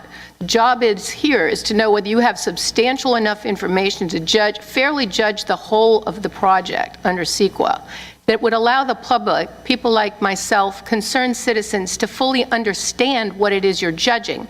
And based on the number of comments that I've seen and read, I've read them all, or most of them, certainly the expert reports, I know that we do not have a sufficient understanding of this project to make a fair judgment. So what I'm looking for is this initial study and MND to be withdrawn and a full EIR prepared. And I would say we've saved the city money right now, and maybe even ESA and Valero, because these kinds of questions that have been submitted to you really serve as a scoping session for an EIR. They have a great deal of help here in knowing what our questions are, and I contest that Valero, as good as they could be, could not possibly address all the answers to these questions next week when you're going to take more testimony and you could feel sufficiently satisfied that you have been given the straight answer, because in the initial study they have said that they will be importing North American sourced crudes. All through the document, you never knew what they're going to get. But if you go to the investors report, as documented under the Goodman report, you would find out that Valero's CEO is telling its investors what kind of advantage they're going to get by importing tar sands crude drill bits. So I could go through many of my questions. I submitted more today based on things that I have been reading online and everywhere else. For instance, what kind of regulatory agencies have weighed in on this besides BAQMD? This project description, it would appear that you don't even have any concerns about the rail imports, what Union Pacific's role is as a co-partner with Valero on this, and what are the transportation regulations for what kind of rail cars are going to be importing crude? Has the Department of Transportation actually designed requirements for the construction of rail cars that would satisfy us here, so we don't see puncture wounds that are typical of these kinds of cars when they're in collision or accidents, derailments? And about the marsh, I took pictures in 2011, February 2011, and included a few in my comments. There's flooding out in that marsh on a regular basis, and I happen to have chosen a time to photograph that marsh when there was severe flooding and a road was blocked off because it was underwater, and it was a road that crossed the railroad tracks. I could see that there had been improvements made to the rail bed, but under seismic conditions and threats, you could have rail bed displacement, rail displacement, and then how do you get emergency vehicles out to a derailed train or whatever if the road's underwater? Now, BCDC should have been invited to submit its maps as part of this initial study about sea level rise, which during the life of this project, which, by the way, ESA doesn't name the lifespan of this project, and that would be part of the project description. How long are we going to have trains bringing in these crudes? 2 decades? What? And in that space of time, what can we expect? And with all these numbers of train increases, and another thing to visualize is we picture 2 trains a day coming in full into Benicia.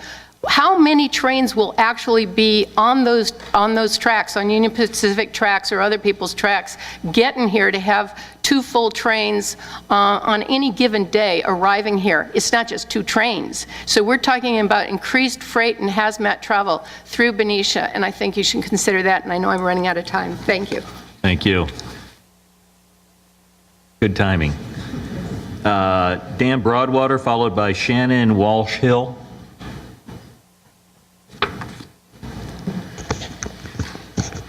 Good evening, Commissioners and Chairman Dean. My name is Dan Broadwater. I'm the business manager of IBEW Local 180 in Napa, California, and I represent electricians, almost 700 of them in Napa and Solano counties. Thanks to Valero, my members for the last 10 years have been working out there a lot of VIP projects, Valero improvement projects, although this isn't one of them. The agreement that the refinery has had is that they would use local people to do that job, which means that our money, our members' money, and apprentices, journeymen, the 17 other affiliates of the Napa Solano Building Trades, their money will stay in Solano County. They'll stay in our area. It's not going to be going back to Texas. It's not going to be going to Screwdriver, Tennessee, or wherever the folks are that tramp around and work on these different refineries. We have a commitment from them that they will use local hire. That's one of the safest refineries in the Bay Area. I have men that are 25 of them that are working for Guarantee Electric out there right now. It happens to be a VPP contractor, and it was at the urging of Valero. I can be rest assured that my members are going to be able to go home and have dinner with their families at night and have a safe day at work. You know, I've heard all the different stories about, and it's speculation about tar sands and shale oil and all this. You know, I go to the grocery store and I buy a filet. I don't look at what brand of beef that thing is, what cow it came from. I buy it and I go on. I want Valero to be as productive and make money. I want them to be competitive. When they make money, we all succeed. They spend money to improve their projects. Their people that work for them are guaranteed jobs, high-paying jobs. They take good care of their folks. They take good care of my folks. And I urge you to utilize the findings that these firms come up with for you. I sent a letter to the city manager asking for him to forward it to you for your approval of this project. It's a sorely needed project by all of us.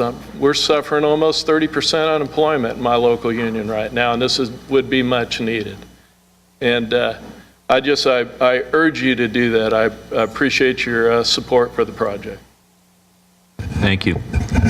Next speaker, Shannon Walsh-Hill, followed by Evelina Nava.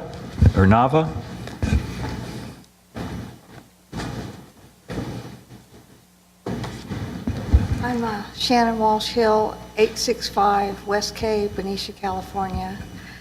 I'm a fourth. Please move closer to the microphone. Oh, I'm not close enough. Pull it closer. There you go. Do I start over again? Yes, you can start over. I'm Shannon Walsh Hill, and I live at 865 West K, Benicia. And I'm a fourth generation Benician. And Valero's been a good neighbor to us. They contribute to any agency that needs help, and it would help the unemployment in Solano County at this point. We're the highest in the Bay Area for unemployment, and I'm for this project. Thank you. Thank you. Next speaker, Evelina Nava. Good evening. My name is Evelina Nava, and I am with Communities for a Better Environment. Because of the dangers of tar sands and the other risks involved, we believe that a full environmental impact report should be prepared. The project description does not adequately support the conclusion in the initial study since it leaves out crucial information, such as the context of the Valero Improvement Project and what the crude quality might be and its possible impacts, as described in Dr. Fox's and the Goodman reports. This project would enable the increased transportation of tar sands, meaning that the mitigation measures in the project, which were the basis for the mitigated negative declaration recommendation, and which include such measures as watering dirt surfaces twice a day, would not avoid or reduce all impacts to a less than significant level. Overall, there are no safeguards in place that would protect employees in Bay Area communities from the risks of bringing in large amounts of tar sands. There are no limitations placed on the quality or origin of crude oil that would be brought in. The public has a right to know what environmental dangers exist in its community, and we therefore ask that a full EIR be completed and that a CEQA analysis be performed under the highest of scrutiny. Thank you. Thank you. Next speaker is, I think it's Jada Hill, West K Street, followed by Subin Varnese from CBE. Hi. Hi, my name is Julia Hill. I live on 865 West K Street. I am a fifth generation Venetian and a second generation union pipe fitter.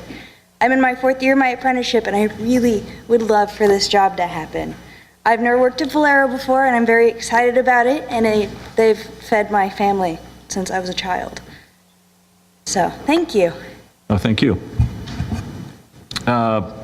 Subin, here we go. Thank you. Thank you. Good evening, Commissioners. My name is Subin Varghese with Communities for a Better Environment. Thank you for giving us this opportunity to speak. Let me be clear and short and straight to the point. The crude by rail project can lead to the refining of higher sulfur crude oil, which is dangerous to workers and the community. It is not currently feasible to increase crude feedstock of higher sulfur Canadian tar sands to the Valero Refinery because of shipping constraints.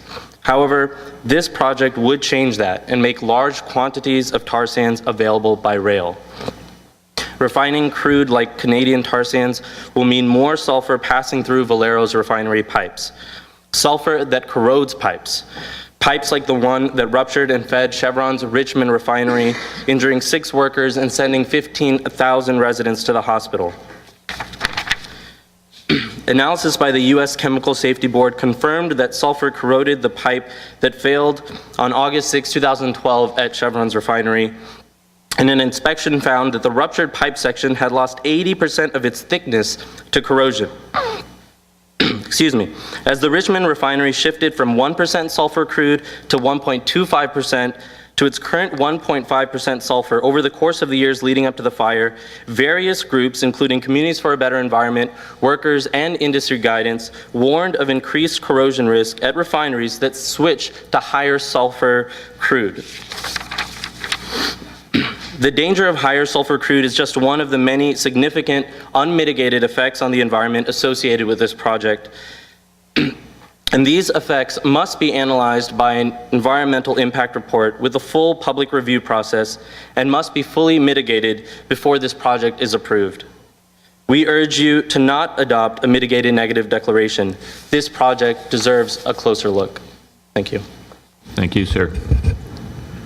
Next speaker is Bob Berman, followed by Ron Meiska, and then Robert Shelby.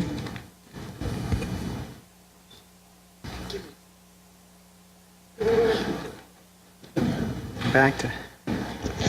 Good evening. I'm Bob Berman. I live in West K Street. In response to the initial study that's been presented by the city, you've received now a wealth of both written and now oral testimony in terms of the quality of that environmental impact report. And of course, the first decision you all have to make is whether or not to proceed with the adoption of a mitigated negative declaration or require the preparation of an EIR, an environmental impact report. The city's consultant briefly mentioned at the beginning of his presentation tonight that once the initial study is made, the standard that's set out in the California Environmental Quality Act is what's referred to as the fair argument standard.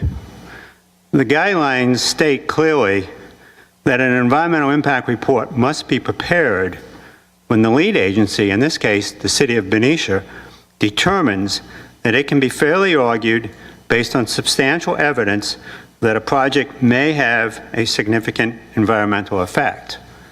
What this means, simply, is that if project proponents have substantial evidence that a project may have a significant environmental effect, an EIR must be prepared, even if the lead agency, in this case, the City of Benicia's evidence indicates lack of significant environmental effect.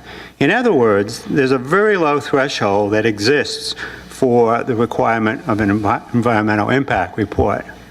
And I would maintain, based on what I've read and what I've heard tonight, both from NRDC and now just recently from CBE and the other testimony, that there clearly is evidence on the record that an argument can be made that the project may result in a significant environmental impact. And therefore, the city is compelled to prepare an environmental impact report. Thank you. Thank you.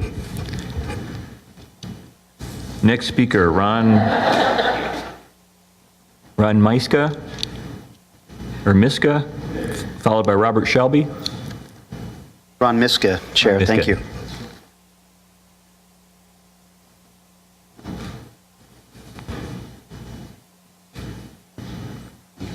A number of things. I'm a business owner in the Benicia Industrial Park. I was the pilot business involved in receiving funding from the Sustainability Commission here in the city of Benicia, and I'm proud to say that as a petroleum operator, operating trucks and distributing petroleum products throughout the Bay Area, that I am one of City of Benicia's green businesses. I also would like to emphasize, too, that as my role as a standing member of the City of Fairfield's Planning Commission, it is complete within your jurisdiction to approve this project as it stands. Having said that, I also appreciate the process that you're going through and appreciate Commissioner Grossman's comments in allowing everybody to speak. Thank you. Also, as the chair of the Economic Development Board of the City of Benicia, we recognize the valuable inputs that Valero has made in this community, and have, at a recent presentation by Valero to the EDB to this project, they were recognized by each member to their contributions into our community and their stewardship. I believe them to be good stewards. I'd also like to thank the National Resource Defense Council, based out of New York City, for being here. I also recognize that with their $2 million worth of assets and their office based in China, that they do a good job in asking China to control their pollution, and wish them much success in that endeavor. I also recognize that their input here in the city of Benicia is interesting, because while I have employees that live here. I generate a significant sales tax amount of money into the city. They can come and go. They reference Detroit as one of their cities that they identified. Detroit's dead. I don't want to be the same way. That's what will happen if this city jeopardizes a revenue source. I also would like to recognize that in an article dated June 1st, updated June 3rd, in the Contra Costa Times, that there already is tar sands oil, crude, because it's a foregone conclusion, and Valero has not confirmed that that's not the case, that they're going to be refining it, but let's presume that that's a foregone conclusion. The refineries that are already here are already refining tar sands product. This isn't the gateway. It's already being done. It's documented in a Contra Costa Times article. You can go online and find it yourself. Also, in regards to rail transportation of crude oil, if the XL pipeline is approved, that will reduce a significant amount of rail traffic in our mid-continent, and I think addressing part of their concerns.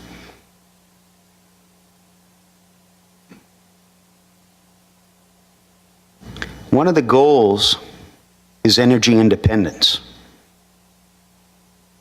And we have a fantastic opportunity here in North America to be completely dependent upon crude oil produced here in North America. You can understand the ramifications of taking the resources away from those that really don't favor us abroad, and the exposure that that has in billions of gallons, millions of gallons being transported across our seas. Lastly, I'd also like to thank the individual that stood before us, who served in the military as a alumni of the Honorary Commander Program at Travis Air Force Base. I truly appreciate his commitments to giving us this opportunity to have this public forum. Thank you. Thank you. Robert Shelby, followed by Ed Russell.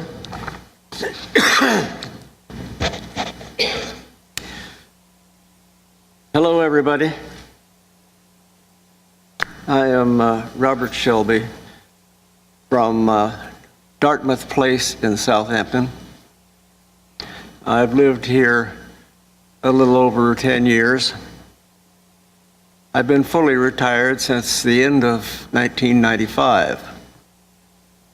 So employment is not one of my concerns. I do recognize that Valero is a well-run industrial establishment. I worked for one 50 years ago. I worked for Union Oil over here in Richmond and Hercules. I was in bulk operations. My tasks were both manual and clerical. And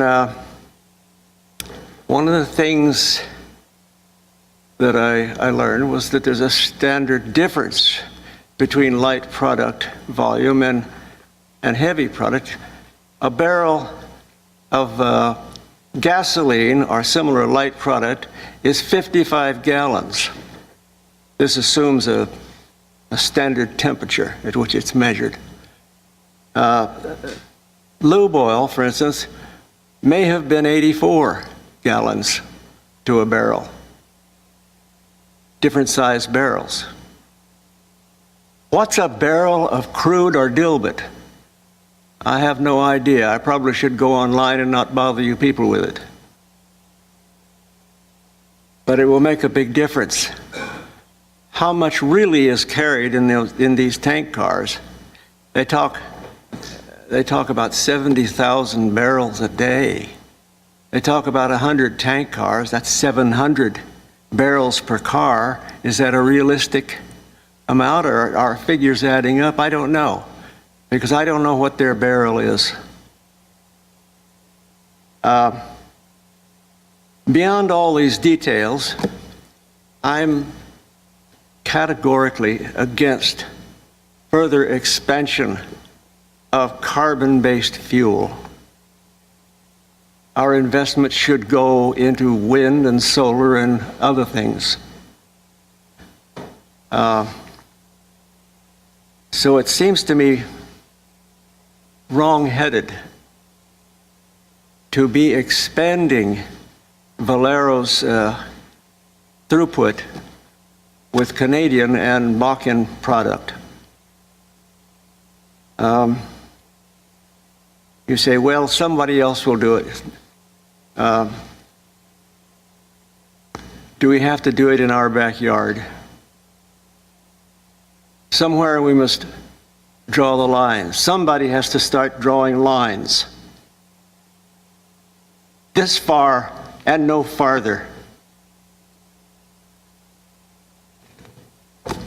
That's all I have to say. Thank you. Next speaker is Ed Russell, followed by Damian Luzo.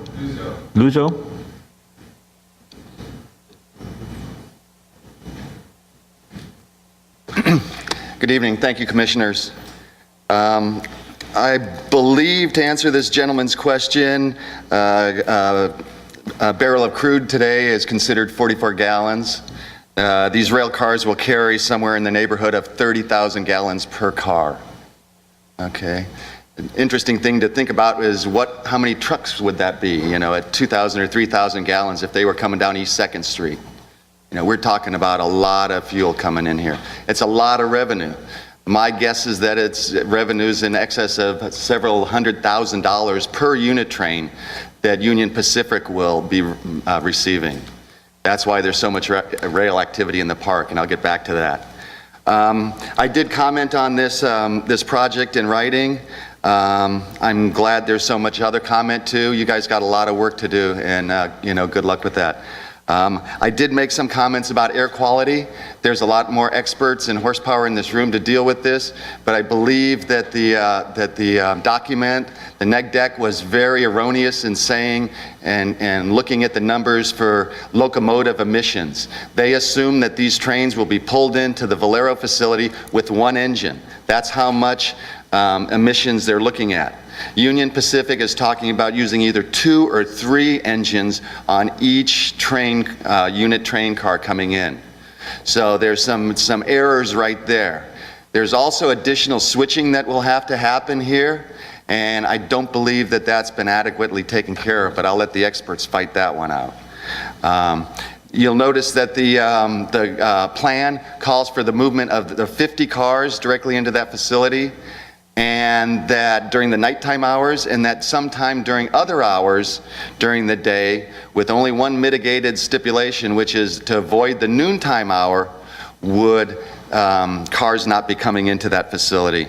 So obviously there's probably going to be, or in my opinion, there will be additional switching happening there that is not properly addressed here.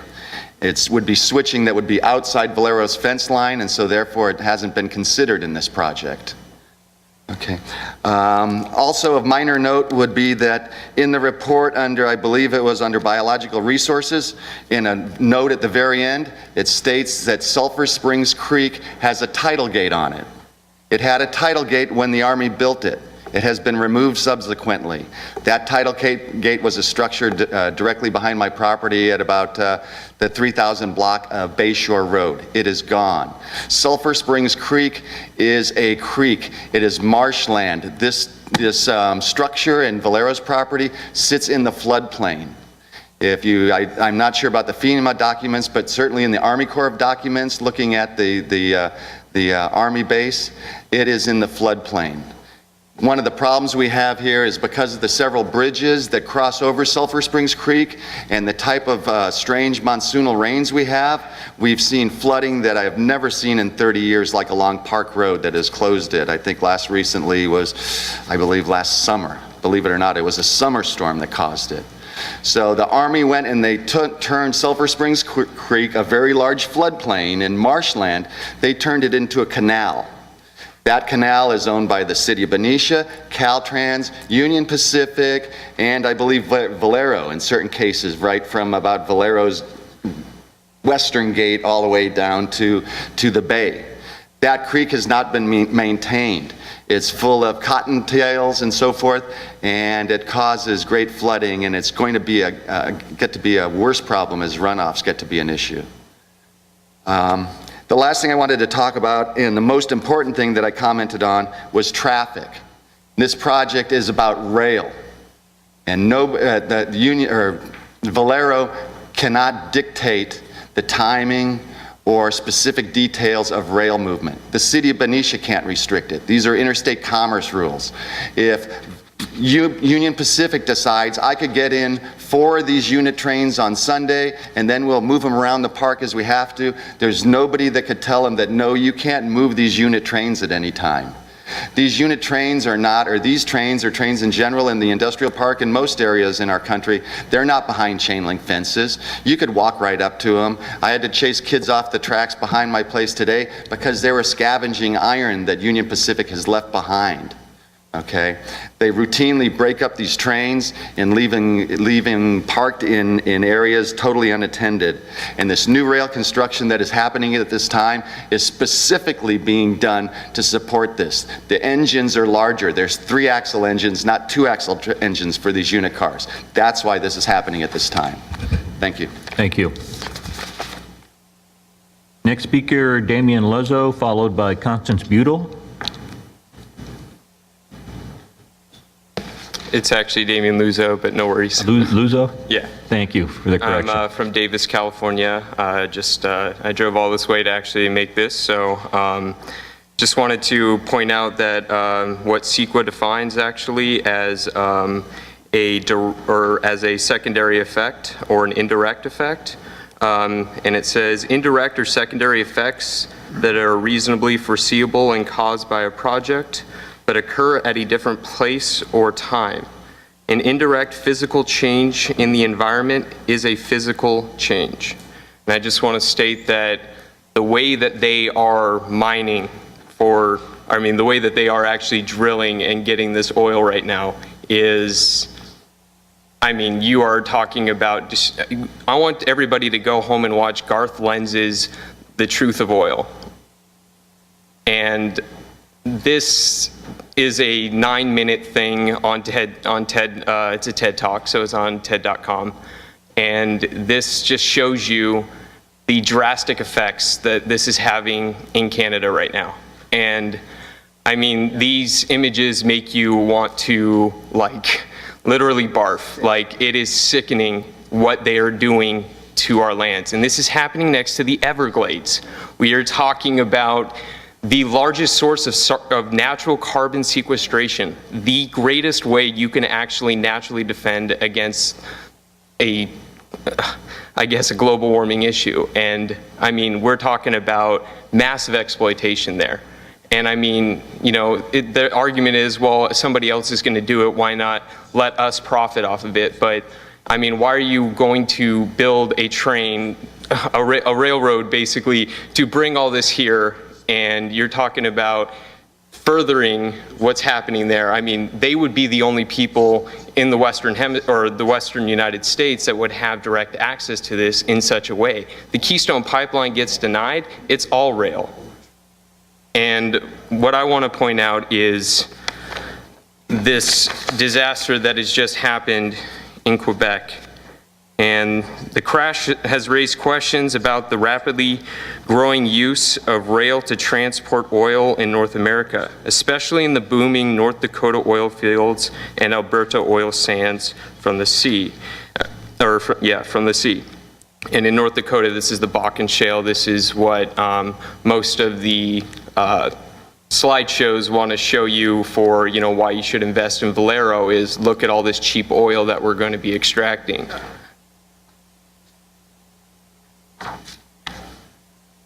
Canadian officials told distraught families Wednesday that 30 people still missing after the fiery crash of a runway oil train are all presumed dead.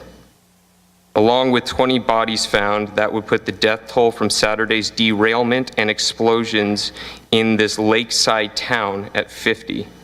The Montreal, Maine and Atlantic Railway train hurtled down a 7-mile incline, derailed and ignited. All but one of the 72 cars was carrying oil, and at least 5 exploded.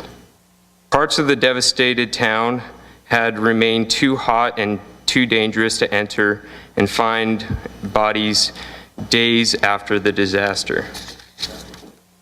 In an exchange with reporters, Burkhart defended the practice of leaving trains unmanned, and this was an unmanned rail train. Everything is unmanned. It's just get from point A to point B. And I would seriously question whether this is going to be an unmanned project, because this obviously is a red flag on that kind of issue. And as was the case when the rail ran away, Canadian Transportation Department officials have said there are no regulations against it. And I would like to question whether there would be regulations against it here, and if this is a choice on their part, whether they're going to make that decision. The disaster forced about 2,000 of the town's 6,000 residents from their home, but most have been allowed to return. And that's very, very, it's coincidental, but it's about the size. We have a very, very low population in the city of Benicia as well. And finally, I just wanted to make one last point, and that's from the Brigham McCown, the first administrator of the Pipeline and Hazardous Materials Safety Admission. Pipelines transport the lion's share of crude oil because they are the safest, most environmentally friendly, and least expensive way to transport large volumes of energy products. If these are the safest ways, then I would question seriously the safety of a rail project. Thank you. Thank you. May I add a footnote about tank cars? You'll have to wait your turn. Our previous meeting. You're out of order, please. All right.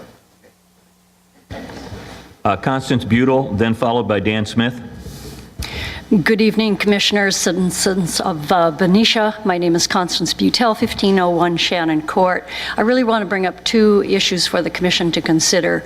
The first is AB 32 and its future requirements for fuel standards. And will the refining that will be done here meet those standards as required? And then the second issue comes from a long corporate career, and the issue of fate and transport and the issue of risk assessment.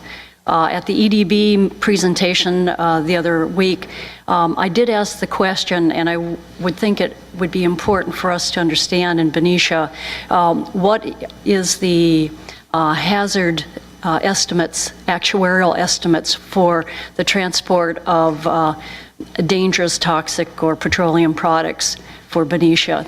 There are actuarial numbers on this. It's well established in the transportation industry for air travel, rail travel, et cetera. So I think we should look at that very carefully. Thank you very much. Thank you. Next speaker, Dan Smith.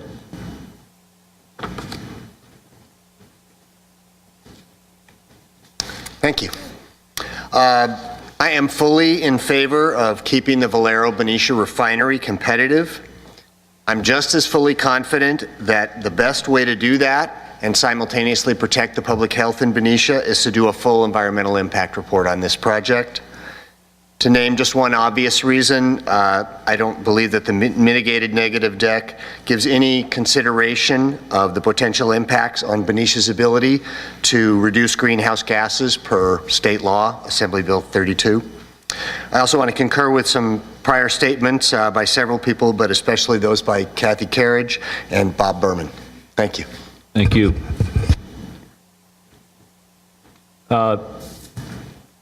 That's the last card that I have of people who fill out cards to speak.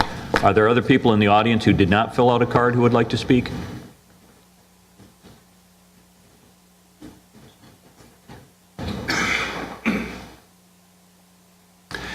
Hi, John Van Lanschut.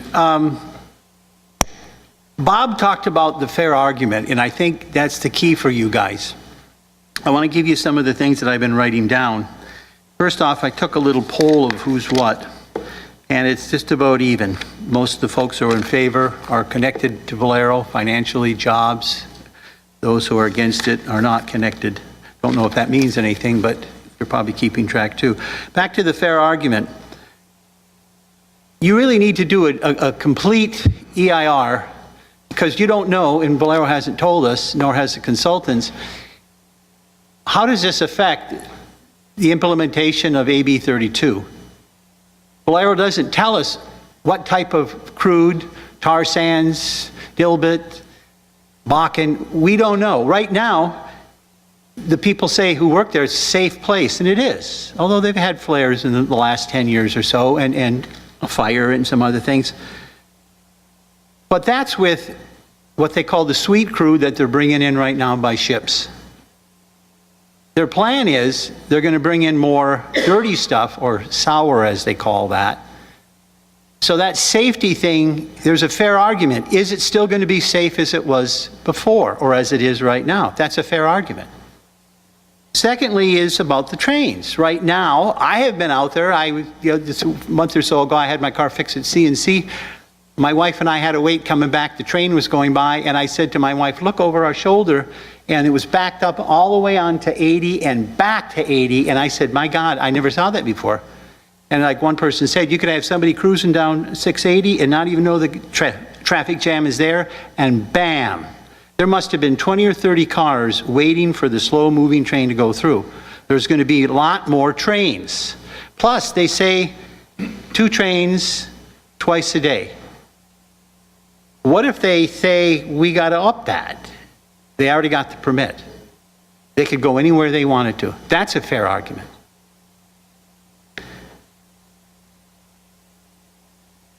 What is not fair is that we don't know a lot of this stuff.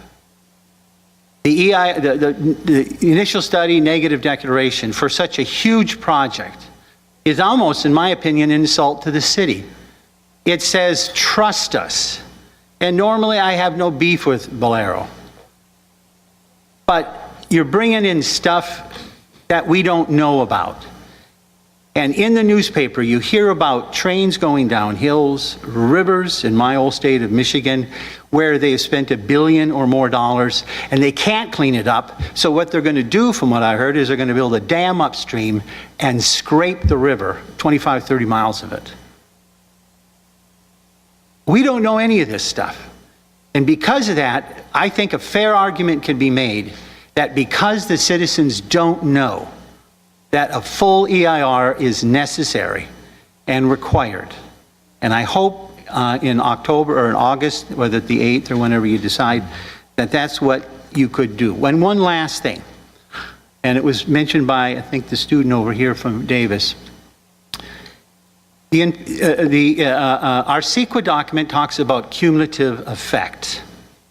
Ron Miska said that there are already refineries using the tar sands and the stuff on the Bakken. I don't know that. Maybe they are.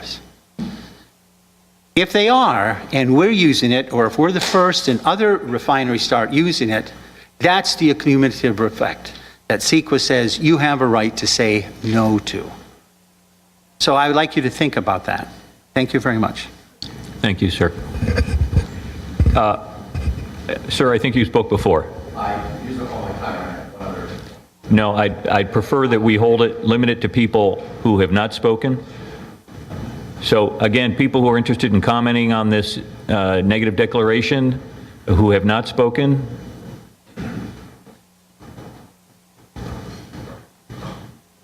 I'm not seeing anybody coming forward. I don't see any hands. Okay, so I'm going to close this portion of the public comment, bring it back to the commission, because I want the commissioners to have some time to convey their comments to the consultants and staff. So with that, I'm going to bring it back to the commission. And who would like to start?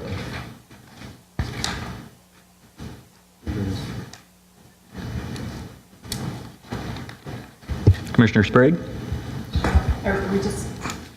making comments or these questions? Questions mainly to be considered and answered. We expect your questions to be answered in writing. Go ahead. Okay. Well, I think that all the people have really raised a lot of questions, and I made some notes. One of the questions I have is what assurances do we have regarding the types of fuel that are, or oil, what have you, substance that's going to be trained through. I have a huge issue with this, the interstate commerce law and the ICCTA of 1995 that I believe it was Ms. Hendricks addressed, because my concern is what is Valero going to, have they considered that, and what, I mean, how do we get around that? That's a big concern of mine. And what exactly is Union Pacific's role in this? Because I think that, you know, it's one thing to get these things being, the crude oil being transported, but if you don't have control over the method of transportation, really, in terms of getting it from one point to another, I mean, that's a concern. And I think that someone commented that this isn't just Benicia, it is the surrounding areas, and I'm concerned about what studies have been done in that regard. I think.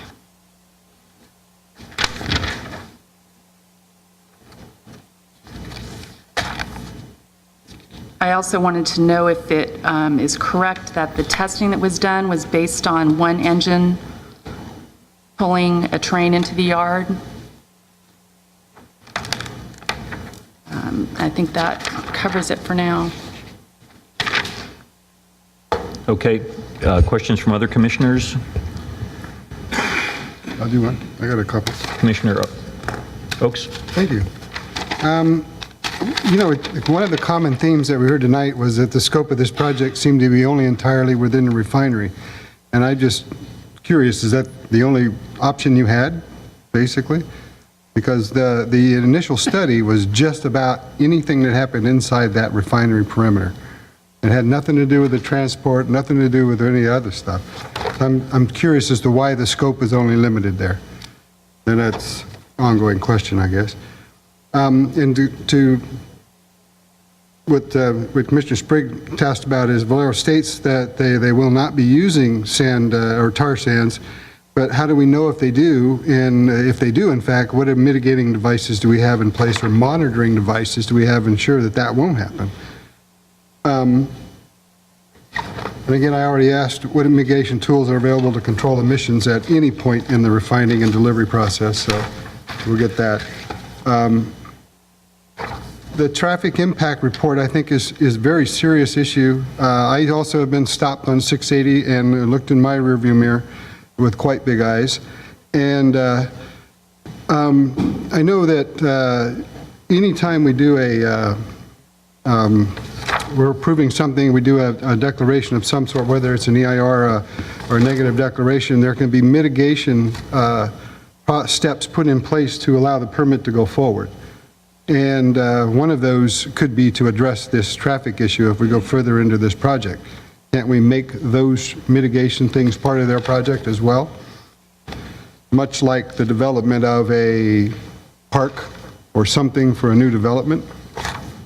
So I'm asking if they can include that in the scope of the project to mitigate traffic issues. And I meant to make a comment about, and it's a question as well, about the comment made earlier about the principal players here need to have a security deposit for our community.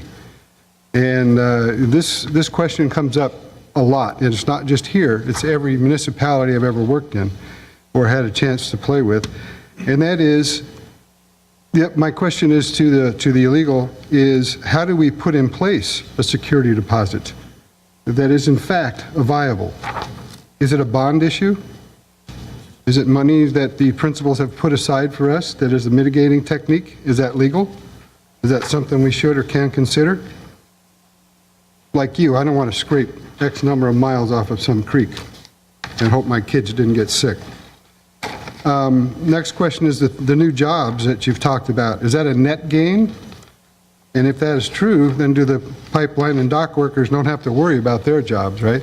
Because we're going to be taking half of their workload away. So, and then the last one has to do with the refinery. I'll make a comment about sulfur and fuel. In the 1980s, I was in Subic Bay in the Philippines, in which we generated all of our own power. And we had 1,000 horsepower diesel engines that were just absolutely destroyed by the sulfur content in the fuel that we used. We had to rebuild them every year. We had to chrome the liners and all of the rings and the pistons in order to withstand high sulfur content fuel. And that is a major concern because we had acid rain. You guys remember that? Back east? Huge issue. And that is from sulfur. But it's some sulfur from the burning process, not necessarily the refining process. So my question is, has the refining process changed so much that sulfur is no longer an issue?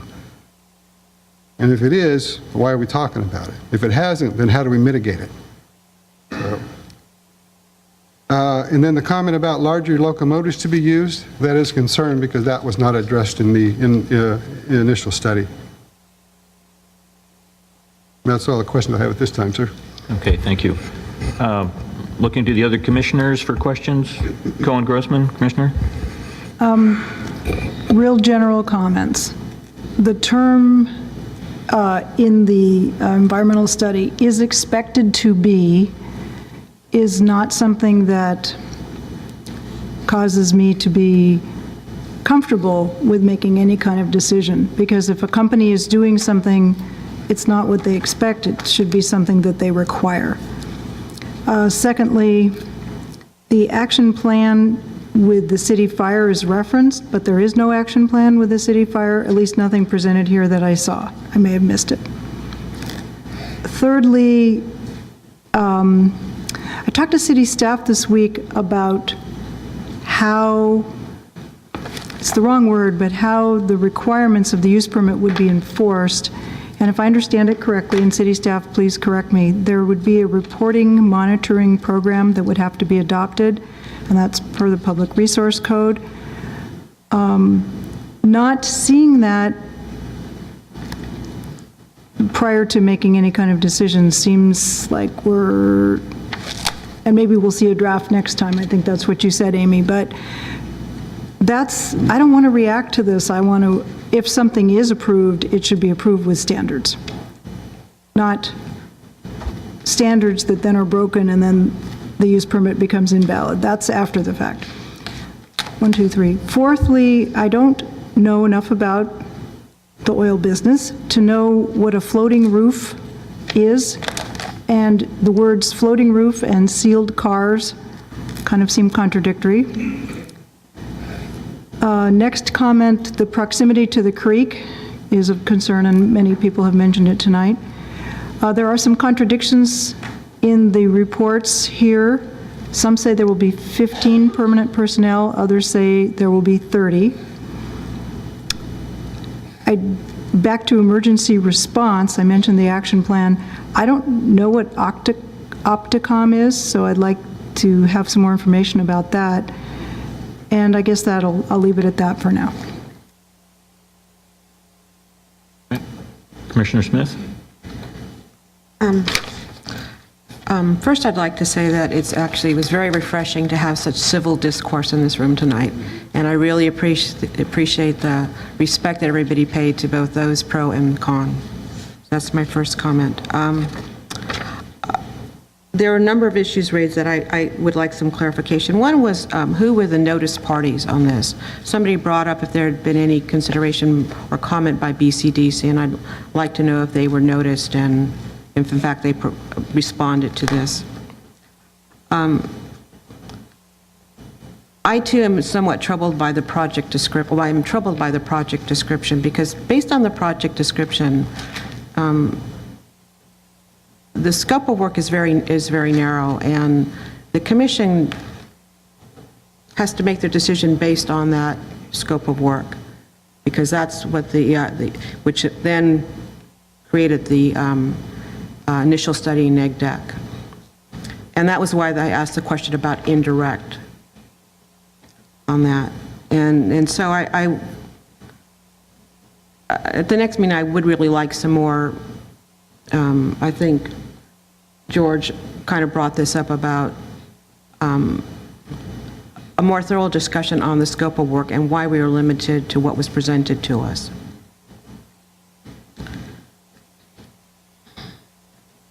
I have a few questions for Valero, and this has to do with the train cars, and has to do with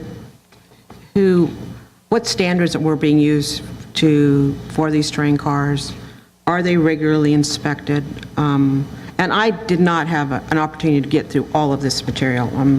I got my packet on Monday, late Monday afternoon, and I work, and I did not have a lot of time to do this, so I probably have many more questions the next time. But for the train cars, like, who vets them? Are they regularly inspected? On that. Also, somebody brought up a point about how long this project would go on. But the question for me is, if in fact they would like to bring in more cars, would they need to come back to us, or are they free to add additional cars? I also have a question about interstate commerce laws and whether or not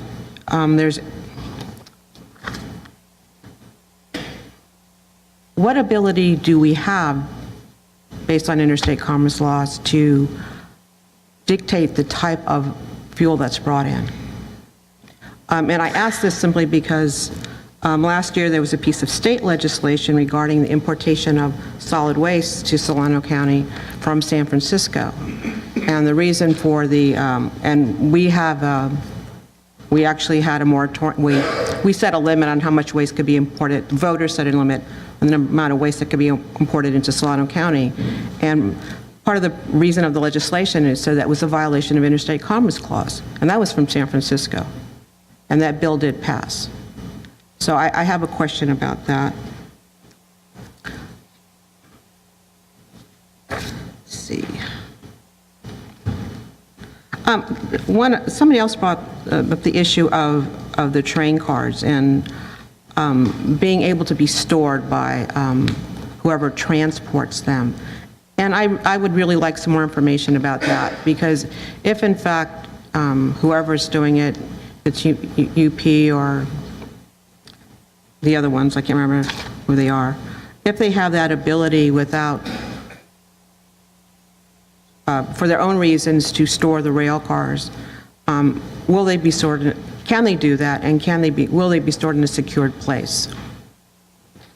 The creek, I had some concerns about sulfur, the creek, and the flooding. I've been on trains through floods.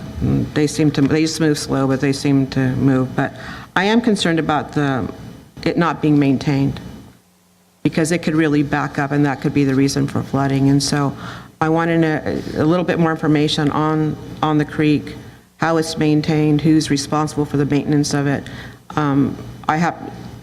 From my previous work, I happen to know that the railroads are not very good about maintaining their right-of-ways for trash and for other things. But if it were to cause us to flood and cause other problems, I don't know what jurisdiction we would have over that, but I would like a little bit more information about that. And even though the young man from Davis read us the definition of indirect, he read it so fast I could not write it down. So I would like for staff to provide that to us as well.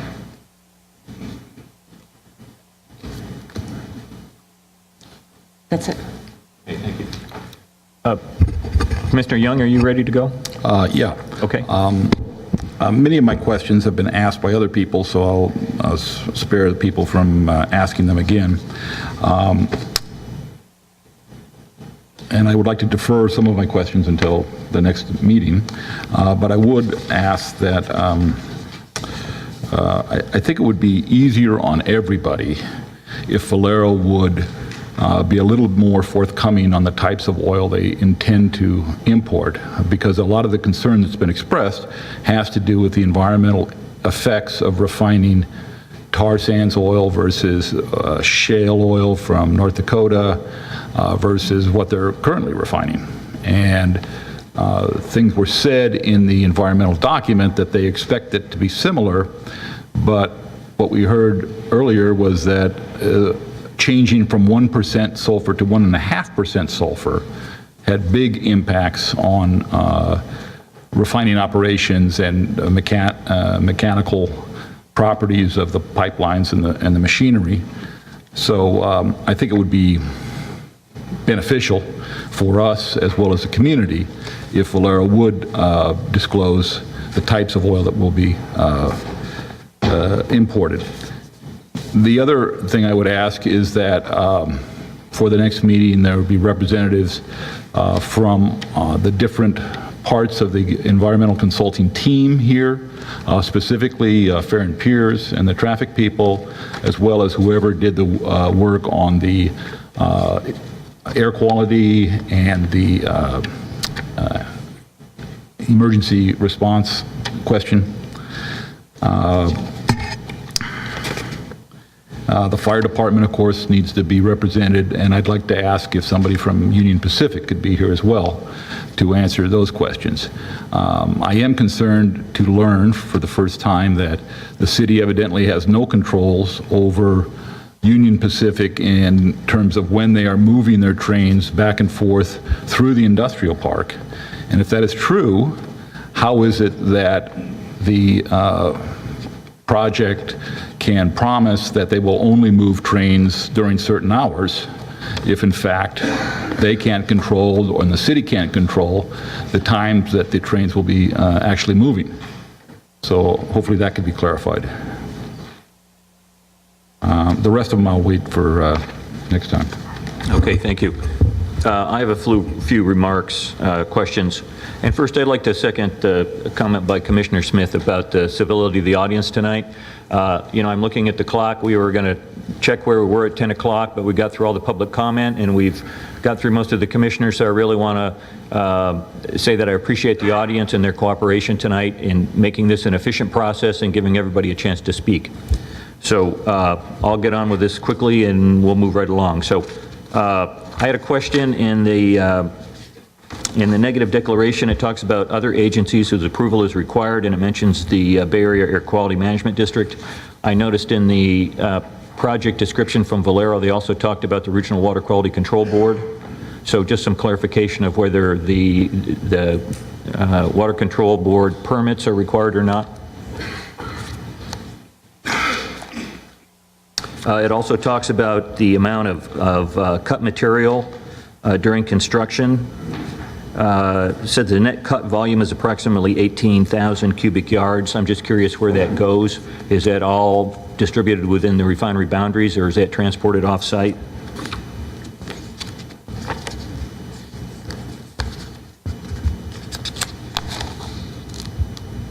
Also, since they are going to be replacing some pipelines and adding some new lines from this tank car facility, and since it is adjacent to a natural area, the stream, do those pipes have automatic shutoff valves? What happens, and I'm referring specifically, they talk about the what happens in the event of a seismic disturbance or an earthquake.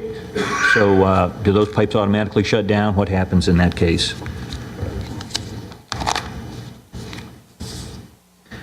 Then under the hazards and hazardous materials, the first paragraph on page Roman 2-37, it says, while the proposed project clearly involves the transportation of crude oil and hazardous material by rail, it also results in the reduction of a transportation of crude oil by marine vessel. As the quantities of crude delivered by rail and marine vessel offset each other, it is at a minimum expected that the relative risks offset each other and that the rail transport would present no new significant hazard above the current refinery baseline risk for marine transport of crude oil to the refinery. So that's a statement, but I found that to be unsubstantiated. It'd be nice to have some facts and figures on that, and I would think that the U.S. Department of Transportation would be able to provide a little background there. Anyway, some substantiation for that statement is needed. Then, under the discussion of the rail operations, and I'm looking... Yeah, is there any follow-up from staff on clarifications from the commission on anything that we said that you need at this point? No, I think we were all diligently taking notes, and we're going to be prepared for next time. Thank you. Okay, thank you. So just to summarize, we are going to continue this meeting. We'll make a motion on that in a minute. We'll continue this meeting to our regularly scheduled commission meeting on August 8th. This public hearing will be kept open, and you'll need to do a motion? we will do a motion. Is there anything you'd like to add before we conclude the meeting tonight? Okay, thank you. I had a clarifying question to the attorney. How, the public comment period, is there a time at which it should stop before the 8th? Or does it remain open through the 8th? Okay. It's going to stay open, and anybody, I noticed that there was other people in the audience that thought they wanted to add more, they can always put something in writing as well. Excellent. Okay. But I'd like to thank you all for your participation, and we'll probably see you again on the 8th.